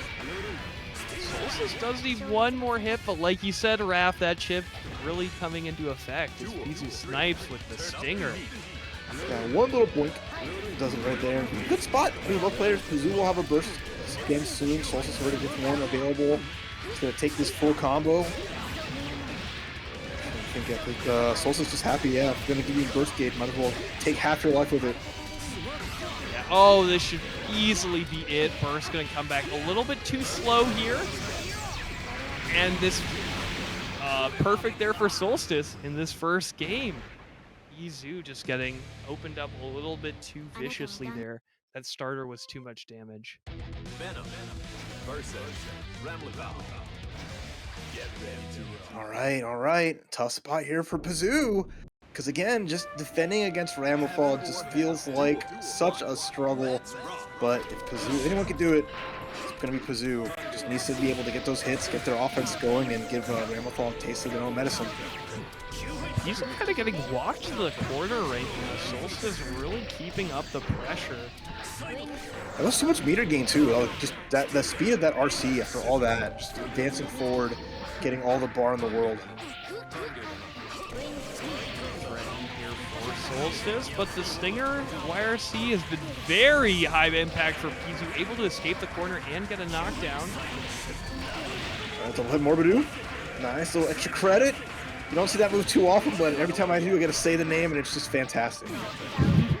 Oh no! Whiff punish on the 2D there, full counter hit recovery. Getting abused by Solstice there. Now position established. Is so big, and even with a burst here, pzooo's just gonna have to sit there and watch. Yeah, decimated here. Solstice really knowing when to crank the damage up when they get the right confirms. Oh my goodness, counter hit. Not often you see that, so I don't know if there's anything you can do on the Solstice side, but hey, damage is damage. Pressure up. Pretty powerful ball here, but will get batted away in the scramble. pzooo though keeping the corner positioning. Alright, match struggle again. More pressure, and the dead angle good from Solstice. Knowing they just need a kind of a simple hit. And they're still on match point, so tough spot for pzooo in our first danger time of the day. Yeah, here we go. Both of these characters can't abuse it too well, but He's just saying, you're full of baloney, Deadwood, because I'm going overhead and canceling off of it to make sure I can confirm. I like that mad struggle just to get that damage and keep pzooo in it. Plenty of balls all over the place too. This is a good spot. Already some good damage, plenty of meter here, but the 6P was good from Solstice. And we were talking about how that 6P, you know, kind of struggles with deeper moves like Venom and Johnny's JH, but Solstice pressing it early enough there that it was able to anti it. Three far heavies. We're just whiffing, just daring pzooo to even get close, and finally Solstice gets to confirm, building all this burst back, but pzooo losing so much life here. The overhead confirm connects, and with the meter here, is not even able to spend. And yeah, we're done. It's like, you know what? You got this, Chief. The only combo every fighting game player knows. It's in every fighting game, by the way. It's great. It's universal. So we'll see if we see any more of that in the future. But for now, more Johnny action as Zwei not says why not. Let's give it a shot and see what we can do here against Krackatoa. And letting the intros rock here.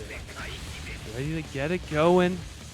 Again, big credit to both these players for making it so far, and so unfortunate that we have to say goodbye to one of them already. Fight it out on the loser side of top 8. There you go, nice 6P trade. It's gonna get some damage here, and the hammer's there available as well, setting up an air blockable. Watch out for the bomb, I lied, yep. And then thank you pzooo for the raid. Coming in, had a great run today. Again, cut short. This top 8 is so vicious here. Blasting off. Krackatoa going to sneak the burst in there. Johnny notoriously hard to burst. So Good very blocks. good for Krackatoa to Good get. items. A lot of good stuff just to make sure that like Zwei has to really be patient. The big little homie coming out. It's on his way. The trade. Okay, that works out pretty good. Even when, you know, it's impossible for Zwei to approach, still making sure to get that walk back and forward, building that bar. Anytime you're moving forward in XR, you're gaining meter. And Zwei well aware of the fact. Oh, the blockable whiffed. You saw Faust raise his hand to the roof. It was a little bit wild from both, but the backdash, no good, as I feel like the black hole actually kept the backdash in place, letting Zwei get an easier punish, and that was the round. Okay. Slowing the pace down, making sure not to dash in on that hammer. Zwei trying to play really reactive here on the approach from Krackatoa, but so far folding, trying to get rid of the poison with the burst, but now fully in Venom. Zwei not going to take a ton of damage from that poison. Oh, little homie, and that's a beautiful spot. Tech button is going to be available there, and little homie again, just to try to keep Zwei honest. And, oh, here comes Meteor. By yeah. Krackatoa, the lab monster. Situations like that, making the most out of it, right? Didn't want to send Johnny sky high. Instead, just RC'd, kept him on the ground, and got that extra damage from the meteors. Respect Nice. from both these players, backing off at both situations here. The oil once again. Oh no, they both got hit! They both were waiting for it, and then it lingered too long. Massive damage from the meteors. This is getting Looney Tunes style funny. Yeah, Faust definitely brings the whimsy to every matchup. Oh my goodness, what a trade. All of these working great here for Krackatoa. Nice. Oh no! Great job keeping it burst safe there from Krack. And now gonna find the J2K, the drill down, drilling into this game 2 potential win for Krackatoa coming up in a moment, folks. The sequencing from Krackatoa was so good. The little things you can tell of like a lifelong Faust player, right? Like throwing out the 100-ton weight and hitting somebody into 5D to get the invulnerability from the dust to not get knocked down by it, and just those like little small decisions that add up right now. Krackatoa going into this set with such momentum and such grace. Yes, definitely playing out of his mind. right now, walking forward and walking backwards, trading, and I'm not feeling quite full after that nice patch of donuts thrown out by Krackatoa, getting a ton of that health back. Okay, here we go. Kicking things off pretty good here. Although, bring him in, going fishing, and massive damage too. Bombs out. Gotta respect Oh, it. Zwei just checked it. He lost the levels. He was trying to level 3 there. He lost them. Nice ID for Krackatoa. 5K, the bomb to the extension. Oh my goodness, the overhead is cracked. Every little sequence, I can say like Zwei, putting them in a situation where they got like hit by the bomb the first time didn't really help any, but Krackatoa will be happy to take that free damage. Trying to find an opportunity to 6P the fishing rod here, but hasn't found it yet. Will get the level after the burst there. Not quite OTG. Also means that Zwei gets the combo off of it. Alright. Tough spot if you were Zwei. You lost a lot of life. You're knocked down full screen. Has a free chocolate bar though. Into the air block. Okay. Krackatoa not FDing. No hard knockdown. Well, able to counter hit the startup of item toss. Now one hit away. Here's Zwei trying to stay in the game in the top 8 at TNS. So close here. Zwei just needs one more good hit. Guaranteed burst point, but Krackatoa knew the RC was there to keep it burst safe. Transport out. Oh no! Zwei was not ready for the close slash. Not able to finish it off there. And Krackatoa off of the scramble, eliminating Zwei and continuing on in the loser side of bracket. Here you go. Remember, better buttons when she has the swords, but better pressure when they're on the screen. So really make sure to keep track of where those swords are best you can. Solstice on the Christmas Ram and Puddles on the blue. Puddles very easy to remember. Puddles are blue. Water's pretty. Hey, you ain't lying. Red versus blue, the classic matchup. And now we're just kind of glancing blows. Nothing crazy here so far, but looks like Solstice is the first one to get the corner until the turnaround from Puddles, finding that 5P. Yeah, tried to do the route to side swap back into the corner, but Puddles not able to hit it. Unfortunately, going to get a pretty poor knockdown in the center screen. Okay, big hit, counter hit, knockdown. Puddles still lively here. Dead angles back, command grab no good, knockdown imminent. And Solstice finally finds a hit and picks the burst out from Puddles. Hey, burst down for Puddles. Very dangerous, but no, JD going the wrong direction off that pickup. That knockdown would have been very important. I'll try to bait Blitz back. No good for Solstice, but Puddles just gets to get momentum after that. And there is the pressure, getting the sandwich, going to Subway. Back to the corner here, though. Puddles. Oh, great air-to-air. Solstice pressuring when Puddles is trying to retrieve the sword. Very good awareness of his own character.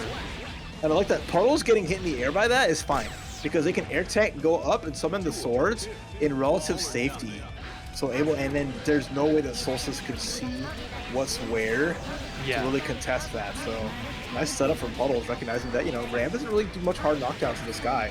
So if you can just tech in the air and set stuff up, it looks really good. Yeah, I also don't think there's a visual difference between Ram if she's setting fast sword or slow sword. So it could be that you don't even really know what she's throwing at. You can't see the swords, they're still off screen. Oh my god, this is brutal. The sweep, getting hit by super, it's the start. Not a lot of damage, but at least it's the reversal. Command grab should do it. To the corner and around a piece here in the side top 8. All right, here we go. This is a big round. Who can get that first game? Who can get the lead here in this mirror match? The neutral jump's going to force the burst out of Solstice. Does not want to get put in the corner, take a lot of damage, but Puddles has another idea. Does not set the sword, but challenges the Daru with a 5P. Nice. What a stop sign there for the Daru. Quick burst here, cannot convert. Actually, I think Puddles with the meter there could have used that to get a knockdown. Stop sign once again with the 5P. Both of these players very aware of where they need to jab check Ram's pressure. Okay, here we go. Knockdown's good. Solstice finally gets the blend. mix-ups the plane as the first one strikes and Puddles loses a lot of life. Should be able to, well, let's see. Verse is getting a little bit closer. Watch out for the super here. Can Puddles escape? Yes. And avoids the jump D. Fully avoiding backdash after the plus frames, not wanting to deal with the follow-up button that Solstice was putting out. Air to air here will get the hard knockdown. Bursts it away. 2, there's the swords. The jump catches the backdash and runs out of the corner. The setup is good. The anti-air is even better, but a burst is going to be available for Solstice. Has to be careful as they use it. Oh no! Tech button. Disaster there for Puddles. Really needed that knockdown. The tech situation giving Solstice the opportunity to scramble and taking that to the bank, taking the first game against Puddles. Okay, a little in-game interaction there in the lobby, but we're getting back into it now. Whew. What a close end there. And again, that's why combo stability is so important in XR. Not only for the setup, but also to deny your opponent the chance to scramble with tech buttons. Oh man. Solstice, I like that. Just keep them compact. People say small tech, we're playing some small guild here. Just like 5Ks, 5Ps. Just getting these little strings and just not overextending, and Puddles just stuck. Just, you know how sometimes the cats just trap each other in like somewhere, or just keep them like just under lock? This is what Solstice is doing right here, and just making Puddles' life a living nightmare with the win on that round. Yeah, small things please small minds, but big things too come in big packages as we go into danger time here. Perfect conversion there by Puddles. Solstice. Want to see a slide. Danger time does give you a bunch of meter as well. Nice little something. Yeah, you get like a free quarter bar as soon as it's activated, so you even get resources there because of Blitz Shield being a nice tool to use. Big advantage here.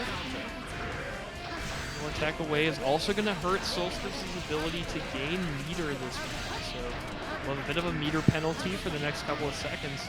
On Puddles to really make this power play here. YRC to keep the pressure up. Finds the hit. Full frames. Okay, overhead. If you block it, she does get to keep her turn going, but clean hit for Solstice. And there's a burst available. You gotta find a spot if you're Puddles. At least if you get the win, you can carry that burst into round 3. Nice denial on the Darwo. Definitely coerced to burst here soon, though. Has to do it now. Perfect burst point off the JD. Oh my, yes! Danger! Solstice explosion takes it, and Solstice will continue on the winner's side and TNS here. How did they get that many clashes without danger time? The world may never know. Gonna see some sparks fly on this one, folks. Absolutely. Krackatoa, the people's champ. But Akai doing it for the jams, doing it for Texas. Opposite sides, near opposite sides of North America here. As the 5K is going to shut down the air dash, let Krak get a chance, but backdash into 6 heavy. And already big damage on the side of Akai. Oh god, please. I gotta mute this. Danger. Oh yes, Jam has inhaled the helium. She was a big party girl back in her college years. Now blowing up the 2D Krackatoa. A little bit too close for the fishing pole. Thank you, Akai, making that a quick round as the Chipmunk finishes it. Whoa! And Krackatoa 6 heavy on round start. The boldness there, going for 6H on round start. A little closing the distance, very intelligent here. Akai making sure to get in on a character with very powerful buttons.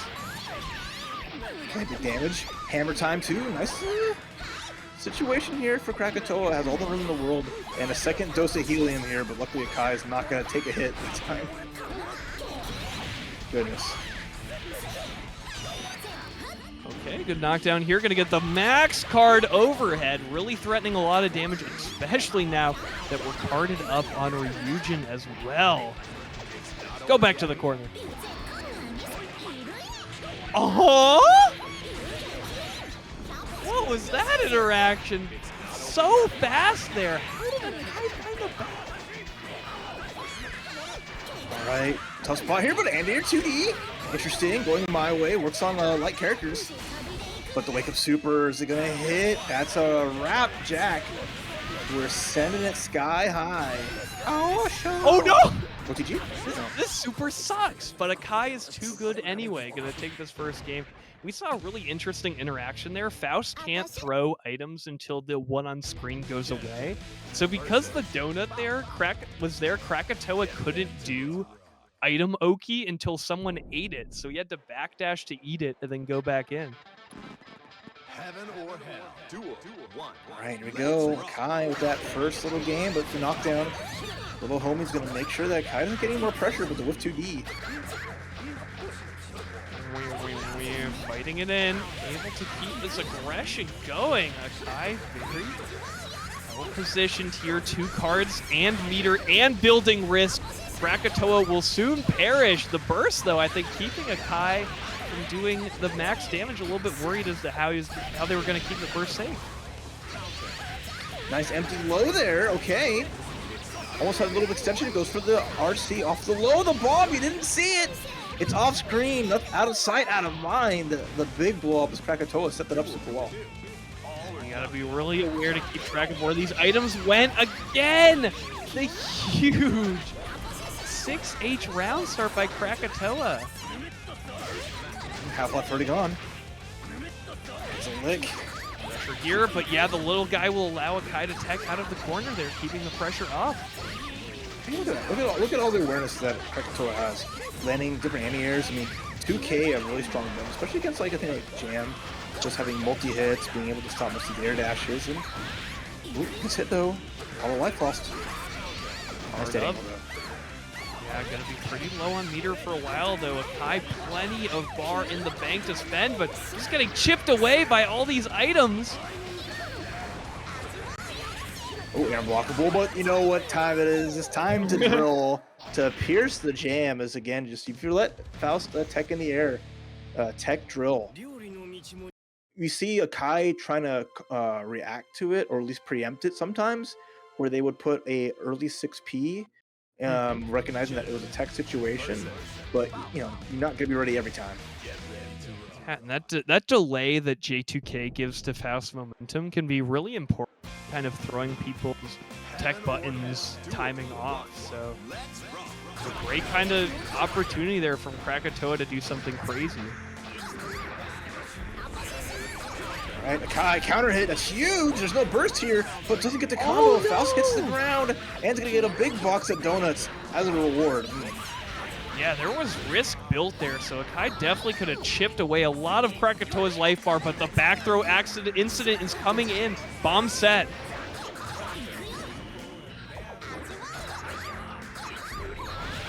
Okay, overhead. Yep, only can combo off of that with your cards, so Akai, you know, kind of preemptively getting ready for this opportunity to do a lot of damage to Krackatoa. That big damage sets up match point here. There's the first puff roll, but nice 2D. Black hole as well, but a DP out. A nice tech drill in the situation with the tech air throw. Oh my goodness, we're tech buttoning all over the place. Yeah, both players scrambling really well in the black hole situation. Once again, Akai is going for these RCs to make sure to get the card before the enemy has a chance to burst, meaning that you always keep it available, but great defense there from Krackatoa. Unfazed by all this offense and just back throw after back throw here. Huge starter. Bomb combos. Okay, doesn't get the full extension, but there is an auto slick behind Jam. Empty. Try to get Q with it. Burst from Krackatoa does not want to give this up. I understand. Now watch out though. Fly high. Here comes Akai. Keeping it up. Set point here will not be enough. Can't find it. Blitz from Krackatoa. And that is enough for that round. Game apiece, a round apiece here. Elimination point here on the loser side. Nice 2D, sorry. Just beating out the puffball. And then going my way, the wall stick with the pinwheel. It's going fast, it's going quick. Krackatoa with the big lead. No, not ready for the side swap. Oh gosh. Up here, fully max DP, has to play really careful on offense here. Nice blitz, and not a blitz back. Akai didn't want to bet it. That's for the bomb. Blue DP spent, and the The bomb. But right now, who will get into our top two here between these two?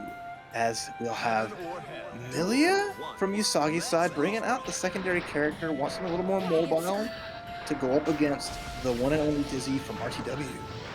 3 out of 5. Here we go. Let's rock. Yousagi most of all, but every Johnny hates the Dizzy matchup. They think this character is so cheap. She beats Johnny so easily. So Yousagi's saying, I'm done complaining. I've had enough complaining about this matchup. I'm just going to learn a different character. And in some people's opinion, you know, only moving down the tier list a single motion. A lot of people think Millia is second best in this game. Okay. Jump heavy though. Start. It's a knockdown. And forcing Dizzy to have to block here. Gets the lance, gets the secret garden, and now it's just solid pressure. Double low there, but Ray the Warrior not blinking. Able to weather that disc pressure very well. Nice avoidance. RCs, jumps away from the crouching heavy, gets the sweep, one more hit. Close slash, okay. First blood going to Yousagi. Yeah, kind of feeding off the muscle memory with there as well. People are so used to air dash after the pin that just landing and going low really kind of short-circuited Ray the Warrior's fuzzy block time there. Alright, let's see what happens here. Just 5Ks, keeping Dizzy under pressure. 5P as well, the anti-air. Nowhere RTW can go, that's safe. Great use of the run speed just to get past the fish there, not having to deal with the laser beam or the mix-up as to whether it's D-fish or not. Yousagi really concentrated here. The block. There's RC to throw with, but RTW ready for what happened after, since Yousagi can get a punish. Good bounce here. We'll sneak the burst in here. I kind of like it from Yousagi, but definitely will be feeling it if he loses this round with Will now. Not, okay. You know, a little bit low on the burst advantage here. Going Even? Seems like even though between both at least. It's not the worst situation, but now it comes down to who gets that first big hit to get the knockdown. Looks like it's going to be RTW, sets up the fish. Same side, nice block from Yousagi, and then runs out of the corner since that high speed from Millia is going to be good in that situation here. Great blocks there from Yousagi, really weathering the storm here. And that can be like the factor that tips it in one player's favor. If someone's able to just kind of like block it out on the set play every single time, it's going to be much easier to just, you know, win or interact. And then, okay, now we're just battle the air dashes. RTW found two good ones, getting some damage here at below. Now it's time to guess for game. There's the blitz, but ain't gonna help you much. Tech's out though, she's lightweight. But what a counter hit, and takes the burst too. The amount of hit stun on that counter hit set up the perfect situation for RTW. Was so aware of how to maximize it and then make it burst safe. What a way to win that first game. And you know Ray the Warrior was OSing that the whole way through, and we seem to be having a little bit of issue with the port, but resolved immediately. Here we go, Yousagi sticking it on Millia right now, keeping with the character choice. Yeah, Millia did super well overall, right? Just little things that happen that, you know, the damage differential can be huge coming out from Dizzy compared to Millia, so it's always kind of tough. They both do have low life, so it's still tricky on that side. But right now, Yousagi with good pressure, a lot of IVs from RTW, but the air throw is clean, it's strong, it's like Phoenix. Able to get the disc set off of the air throw, now keeping the momentum up. The overhead, the standing with the 6K. The throw, I love this. Look at Yousagi, does not want to let RTW play. That is denied in a burst here from RTW. Ice Spike is going to whiff, but the tech just down, not even trying to tech forward. Huge meter advantage right now for Yousagi, spending it with that YRC. Great stop sign with the 6K, and that meter means you're able to convert off of it, but this could be a disaster. The descending JH from Ray the Warrior and stopped with the back throw off in the air. Yeah, nicely done. I mean, that's the awareness, right? RTW going to the sky, get that grab, and if it wasn't going to kill, was able to set up the disc afterwards. Yousagi just, again, playing super solid. Evasive. Sometimes the best defense, not just blocking, it's just avoiding situations where you take damage. Another amazing air throw. The marquee of an amazing Guild Seeker player, able to find and snatch anyone in the sky. Great check there with the 5P, the perfect kind of answer to those ambiguous air dashes that Dizzy can put out. Yousagi believes in the character, feels that this is much better than Johnny in this matchup. Nice spike though. Nice dash up throw. Here we go. Going to the corners where RTW can shine. Fade away heavy and takes the burst as well. The Blitz will avoid some chip damage and gets an air grab. That's kind of clutch. Yep, great disc there. Gold Burst is unpunishable, so Ray the Warrior going to land safely there until Yousagi puts the final little finesse and takes a game. That was clean. Once more, those air grabs have been one of the biggest deciding factors. We've been able to find air throws aplenty against RTW's Dizzy, just going to the sky, getting grabbed. It's either going to be a 5P anti-air or an air throw, and they've all been paying off. Setting up knockdown, setting up damage. Very good match here so far. Yeah, Yousagi has been very good at contesting air dash, whether, like you said, through air throw or 5P. It's very good check of where Ray the Warrior is trying to move. Okay, there's the disc here, just forcing the block. More pressure incoming. RTW tired of blocking it, just got hit with the mid. Oh, now going for Secret Garden instead. Much better pressure here, and you saw how delayed that burst bait was from Yousagi, knowing that there were only so many hits that Ray the Warrior could burst there. Double RCs to get safe on the floor, kind of like that. And then the OTG's enough to do it too. Really good. Again, Yousagi recognizing that again, it's not about overextending. It's about getting a life lead and then playing at your pace. Being able to avoid all this stuff out that RTW throws, and just really being hard to keep tracked. And you can kind of just see, like, you know, the hallmarks of when a good player picks up a secondary. Like, Yousagi is not doing anything super technical, super dramatic. We're not seeing, like, Ray the Warrior, like, any sort of special combos or anything like that. It's just super good fundamentals and knowing where your opponent wants to be, what their character can do. It's less about your character, more about their character. What I see about this character is the endless mix-ups. Another goal burst, though, from RTW, just to stay in there in a 2S. Get a little anti-air, do a little damage, but all this meat on the side. Try to go for a grab, nice jump out, and finally RTW gets an air throw of their own, such as the Bitey Fish. I haven't seen that in a while. That is exactly what Ray the Warrior wanted. Such an important air grab. Yousagi, bit of a hero burst here. Hey, yeah, I could give him a round, but said, you know what, I'll have another chance here, or I can just get the knockdown. Oh no, missed the dash disc set. This could be lethal here for Yousagi. Oh, the bubble! Could have maybe gotten an OTG to finish it, but wants to get the chip somehow, some way. Nice avoidance. The bubble is going to do the job, and now we're in here to see who goes up 2-1. Some of the most important rounds of any first to three is going to be when it's 1-1. Who goes up 2-1? Who can get disadvantage in this set? Oh yeah, who is threatening to take the whole set? Here we go, delayed disc coming down for Yousagi. Has to deal with the burst here, but we'll have Secret Garden luckily extending the hurt box a little bit too much. They're allowing Ray the Warrior to burst. Huge grab, by the way. Nicely done there. As RTW is just trying to find the cracks in Usagi's defense, but Usagi's just blocking everything patiently. Oh, try to go for air throw, no good. It's gonna give RTW some much needed damage. The moment that Yousagi, just like that, decides to turn the Jets on and just run all the way in past all the summon has been so important, just as important as these back throws that Ray the Warrior's been getting. These air throws have been so clutch. Ooh, air-to-air hit. There's the burst. Last chance for Yousagi. You have to be careful. Has meter. But so does RTW. Clean hit. There's the Lance. Needs a little bit more meter before they can get a hit into RC, but spend a lot of it on FD. Oh! Didn't put out a button, which means that JS did not have anything to connect with, anything to counter hit. One more guess here, goes low. Has to bait the burst here. Can't quite do it on a sliver of life.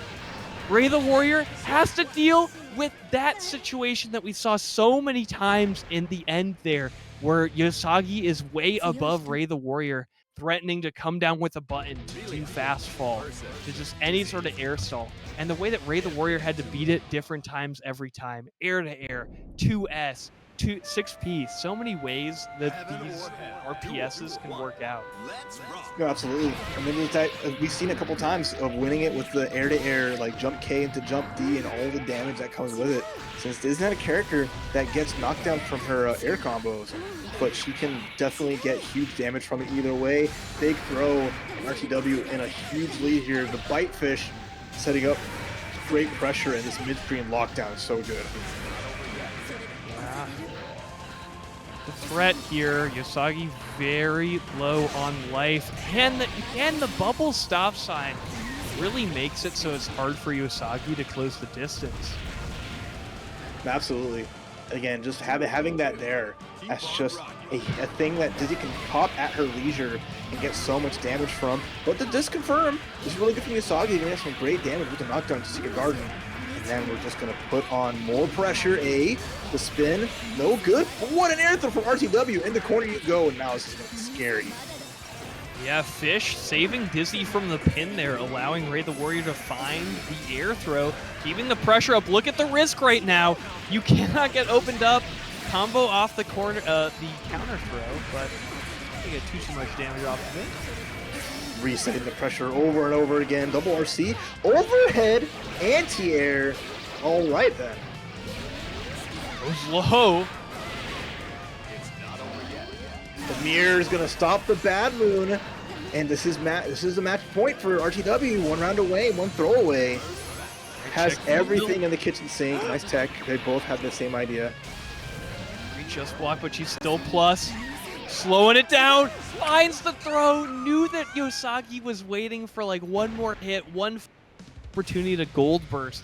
So knowing that throw was the option that would cut off the burst while also killing Yousagi.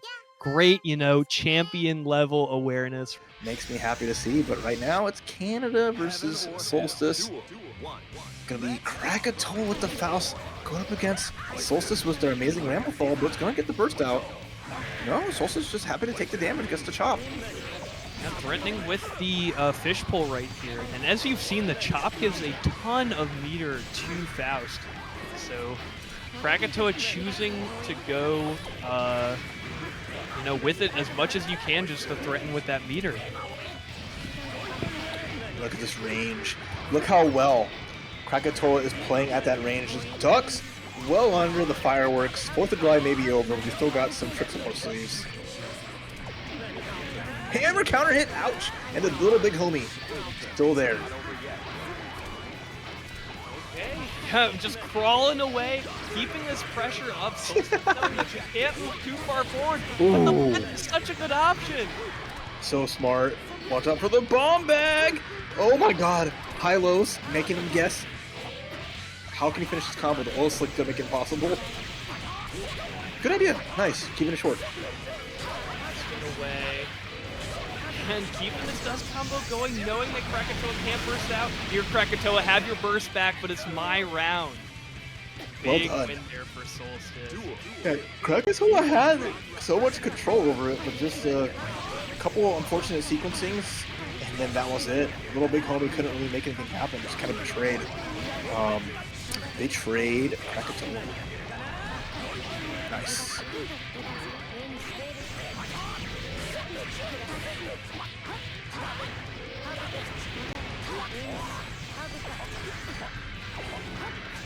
Nice. Oh, what a 5K. Gets the anti-air. There's some poison out. There's a black hole as well. And now it is time to just get dead air. Oh, bombs out. How are we going to play around this? Krackatoa, this life lead is going to be pretty significant when the bombs are flying like this. Now you see the power of Little Faust, right? It makes it so that you're in proximity block stun, and you can't walk backwards when it is active. There's the swim going to get tagged by the sword. There's a burst here still for Krackatoa, but not a really great spot. You can use it now, and the blitz is not going to work out. Game 1 to Solstice. Man, I mean, that's kind of what we expected there, but man, Krackatoa was having a really good rally. I feel like that... Man, that swim was so unexpected. I'm so curious what Krack was going for there. Heaven or hell. Duel.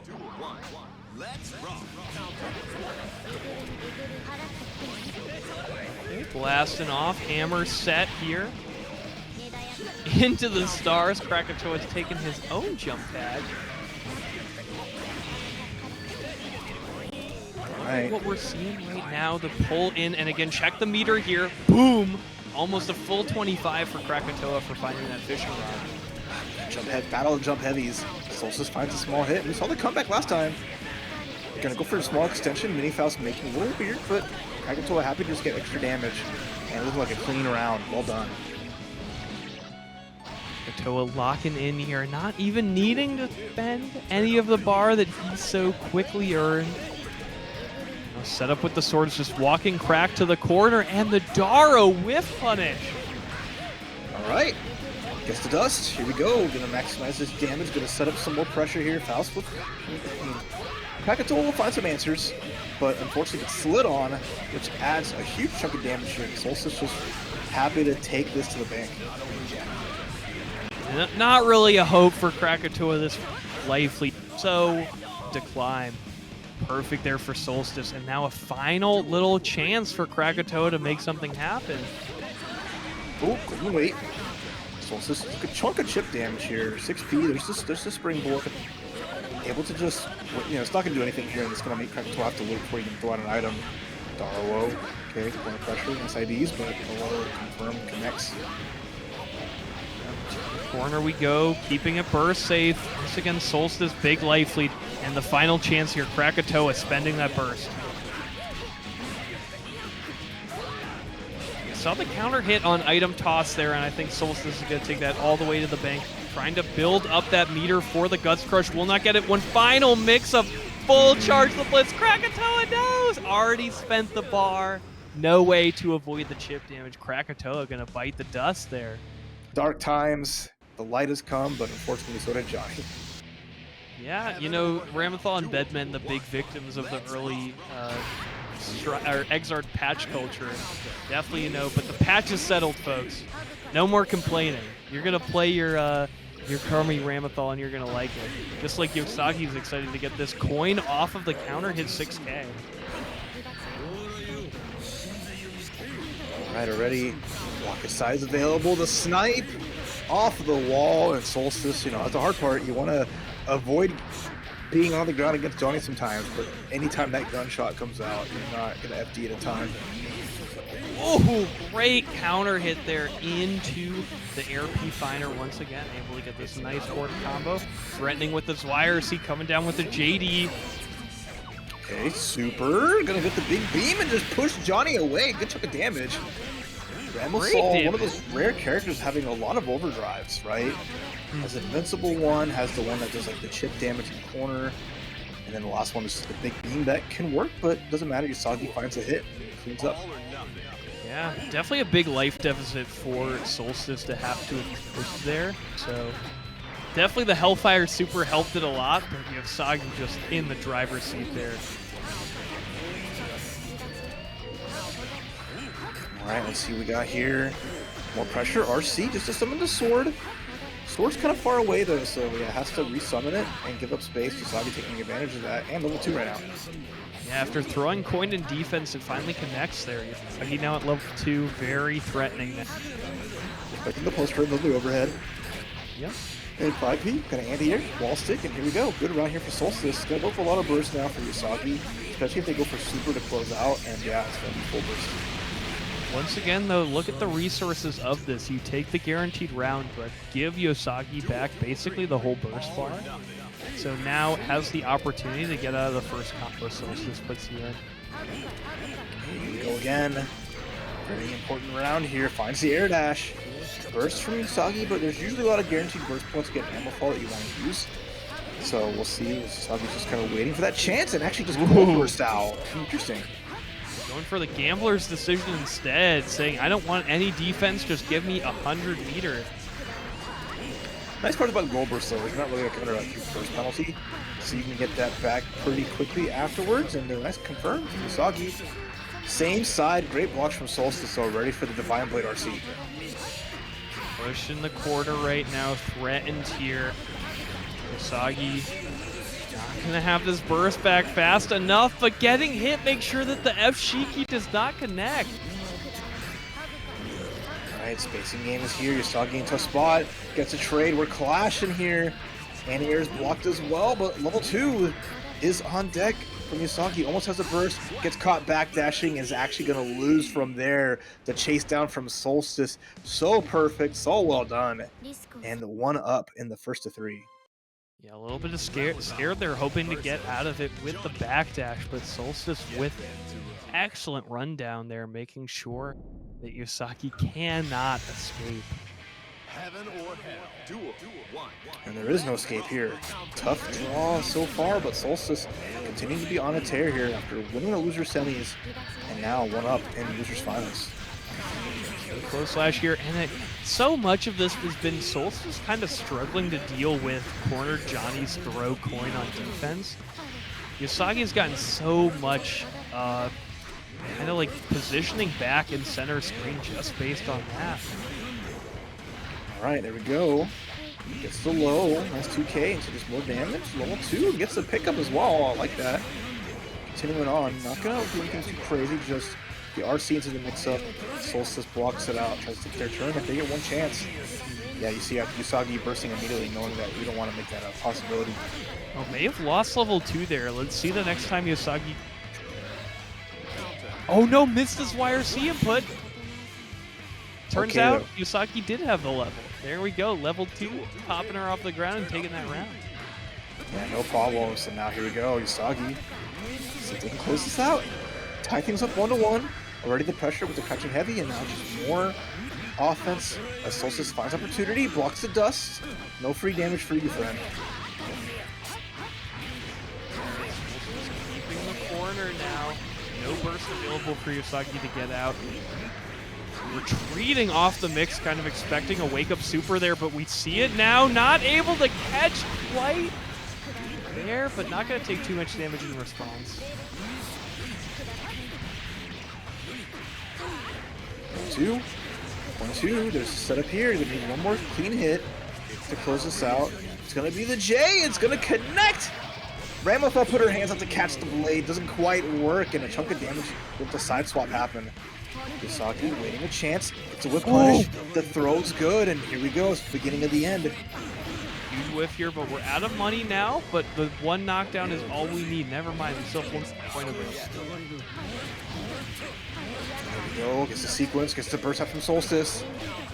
Anti-air 5P, no misfiner, it's gonna get an RC in, has one more available if they need it. Divine Blade goes low, one more time.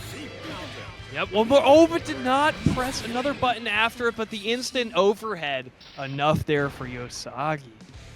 That was a guessing game. You can tell, like, Solstice was waiting for it, blocking all those 5Ks and just really being hesitant to even move forward or challenge, and then next thing you know, well done. Yeah, level 3 pressure so obnoxious to deal with. No right answer to present. Solstice is getting stuck in the decision paralysis.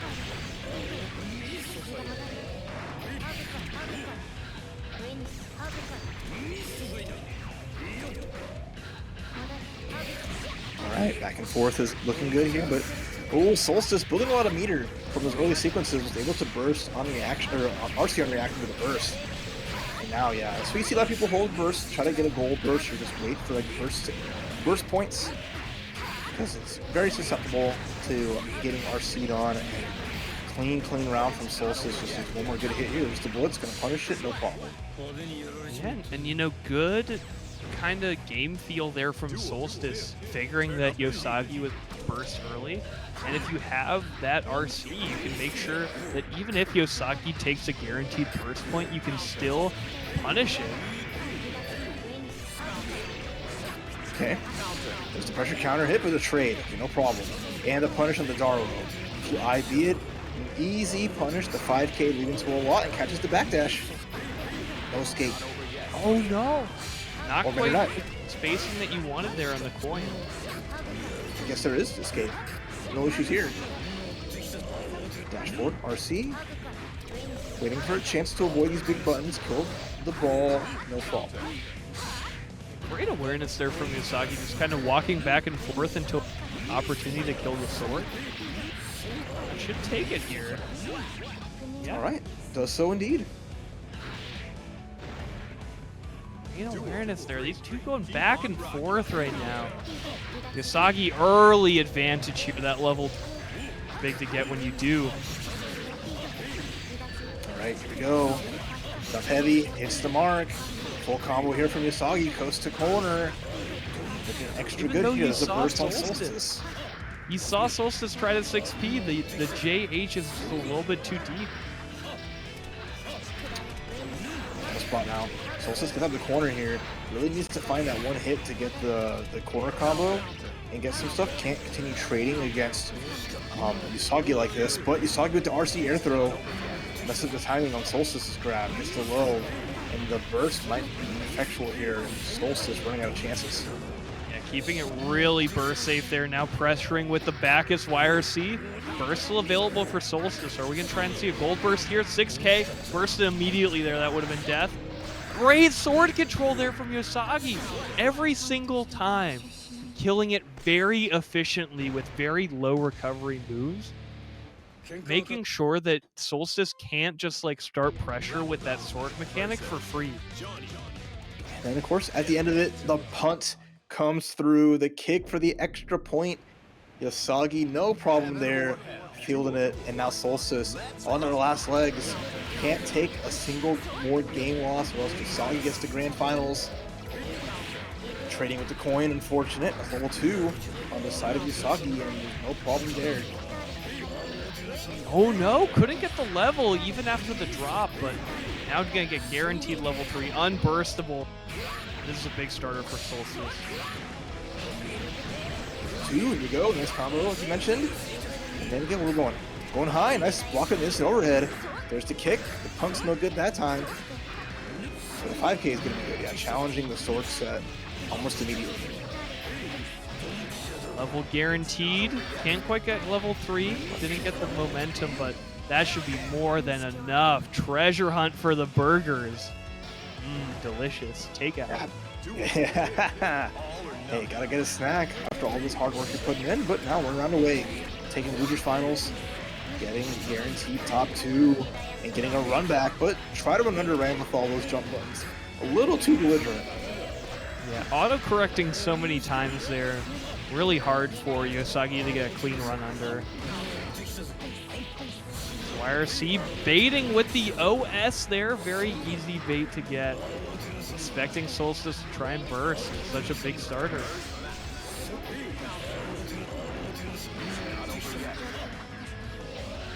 Right, see the pressure from Solstice. They got to be extra careful, running out of chances. No meter here.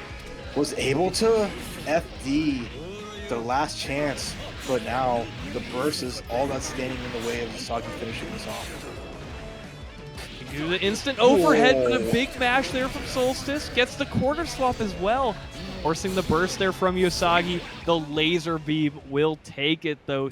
3-1 versus Solstice. Going to get that run back against Ray the Warrior in the winner's side of Grand Finals. Still believing in the Millia, and for good reason. We saw in the first set that these two played just how the mobility helped Yousagi in keeping the pressure up against Ray the Warrior. All right, there's a grab already.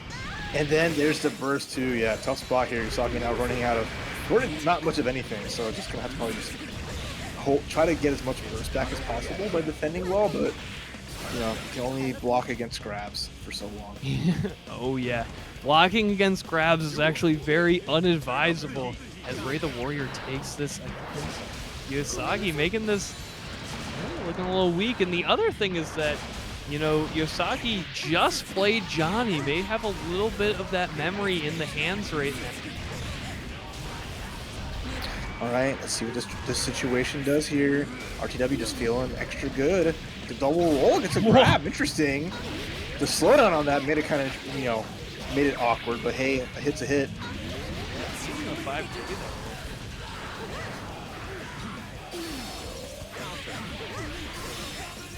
All right, let's go. I like that. You're so. Oh that no! Was, and then this ice from the back end, covering literally every base like the instant anti-air into the laser fish, and then just like next thing you know, oh, I have an out, but then because of the block doesn't get rid of the projectiles from Dizzy, the ice spear just hits, and then that was a wrap. But that was a very quick first game. God bless Dizzy and her anti-tech button ice spike. Very, very good there. But we got the character swap here. Heaven or hell. Duel. All right, chat. What do we think about this? The Yousagi Johnny is back. All right, we got Holy Order, Speed Juster Be Dead, the classic tune, and someone will be dead at this point, and it's a tough one because Yousagi already bleeding a little bit and still hasn't yet to find any like big clean hits against the RTW in Grand Finals so far. Pressured here, kind of slowing it down. Zwei is not going to do much there. The corner, back and forth. Level 3 pressure, doing a lot here, but can't convert off an air hit JH like that. All right, let's see. Nice ice spike again. And then just daring you to even try to play afterwards, right? The ice spear just hitting, the bubble, controlling the space. RTW well aware of just covering all the approaches, but Yousagi finds a clean hit. And now just great pressure into the grab of their own. Yeah, a lot of respect there from Ray the Warrior, knowing that there was so much Yousagi could have done with that level 2, that grab was not what was expected. Oh, One more guess here. No knockdown, disaster for Yousagi. Swinging all the way to Ray the Warrior now. Not enough to kill, one more hit in the pressure. Ice spec available. It's just gonna be the slap from the distance. A little bit of chip there to seal the deal, and RTW just will not relent. Every time you think you have opportunity to try to get a round or even just any hint of a win, gets snatched away. Counter hit K-Finer's gonna be very nice there. Now allowing Yousagi to get level 2. Back and forth against the wall. Dropper. Here we go. 2P Nash. RTW again. Never say never. In front of grab, Yousagi can start losing a lot of life here. There's the fire spike. The wheel too, which oh! JH able to beat the 6P there with the slowdown. Up there, tech. 2-frame window, by the way. What a grab. That's huge. Setting up more pressure here. The burst for Yousagi is available just in case, but not a lot of opportunities to use it here. Too high in the sky as well. It's just going to die. Yeah. So unburstable and so dominant by Ray the War. 2-0 now, even after the Johnny switch. All right, last chance to change character. Committed to Johnny for the rest of the set. We'll see how it plays. Yousagi just trying to get anything going here. Is going to go with their tried and true to try to get this W. The punt is good for the first hit, but that doesn't mean much as RTW. It's going to get grabbed. There's no real punish on a goal burst unless you already threw it, so Yousagi taking advantage of that and getting grabbed of their own into the corner for the damage too. Level 3, maybe was going for a setup instead. Cranking the wrist now with that JH, but could not convert off of it. Was going for the YRC instead. Oh, gets the hit. This fighter whistle too slow on it. The timing just didn't work out. Fish gets the hit, but Yousagi gets some damage either way. Tough stuff here. 1 coin to his name right now. Trying to dash in for the throw, but was able to recover enough to get the FP cancel from the dash. Okay, in the corner you go. Big jump out though. 6P gets blocked as well. Yousagi waiting, but gets hit 2D. Side, other side. Wait a minute. Should be enough. Nice. With the black beat combo, sure. Okay. But luckily no tech from Ray the Warrior. Interesting. But hey, a round's a round. 6P's good too, and gets the air throw. Here we go. Level 3, the laser beam anti-air. Down here, level 3 to level 3. Okay, challenging. YRC though comes out from RTW, making their way in, getting some mix-ups, trying to play the one hit, and I'll make you quit. Oh, single hit confirmed. We're strike, y'all. It's not over yet. Walking back, waiting for it, knowing that RTW has a burst. There it is. Okay, last chance for RTW in this game, and Yousagi, the final swap over here to Johnny. Oh, tried to go for the instant overhead, but missed the input. Disaster here. Oh my gosh. Yousagi not like this. There's a grab too, it's huge. RTW doesn't get the okay they want though. Now one touch is still all it's gonna be, and there you go. Doesn't mess it up that time. Yeah. Oh, it was like okay, Ray the War. Let me run that back. Let me try that one more time. All right, locked in though. Johnny with a win on the board. RTW still just one game away from taking this to the bank. Definitely has a lot of opportunities to make this comeback. Johnny's so powerful, and Yosagi's so used to the character. Millia was like you can definitely see why Yousagi was picking Millia in this matchup, but you can also just feel how familiar Yousagi is on this character. That's always a big part, right? A tough matchup, but at the very least, like, it's still Johnny at the end of the day. It's like, cool, however difficult it is, Johnny just hits you. And every one is an easy, like, 25% more.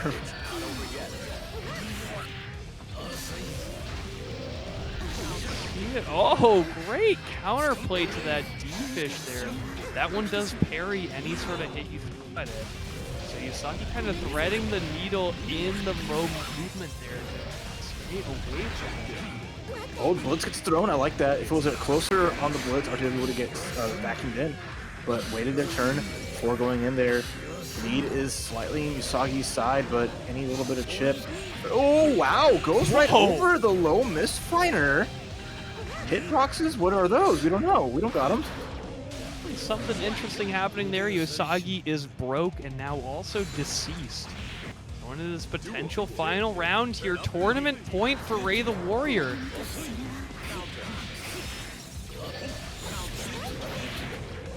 This is a good start. Early level 3.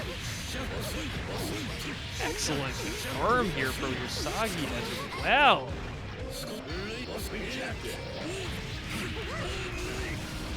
Perfect answer there for the setup. Ray the Warrior denying the unblockable with the blitz there, tacking on a bunch of damage, able to tech out at least though. Yousagi one chance.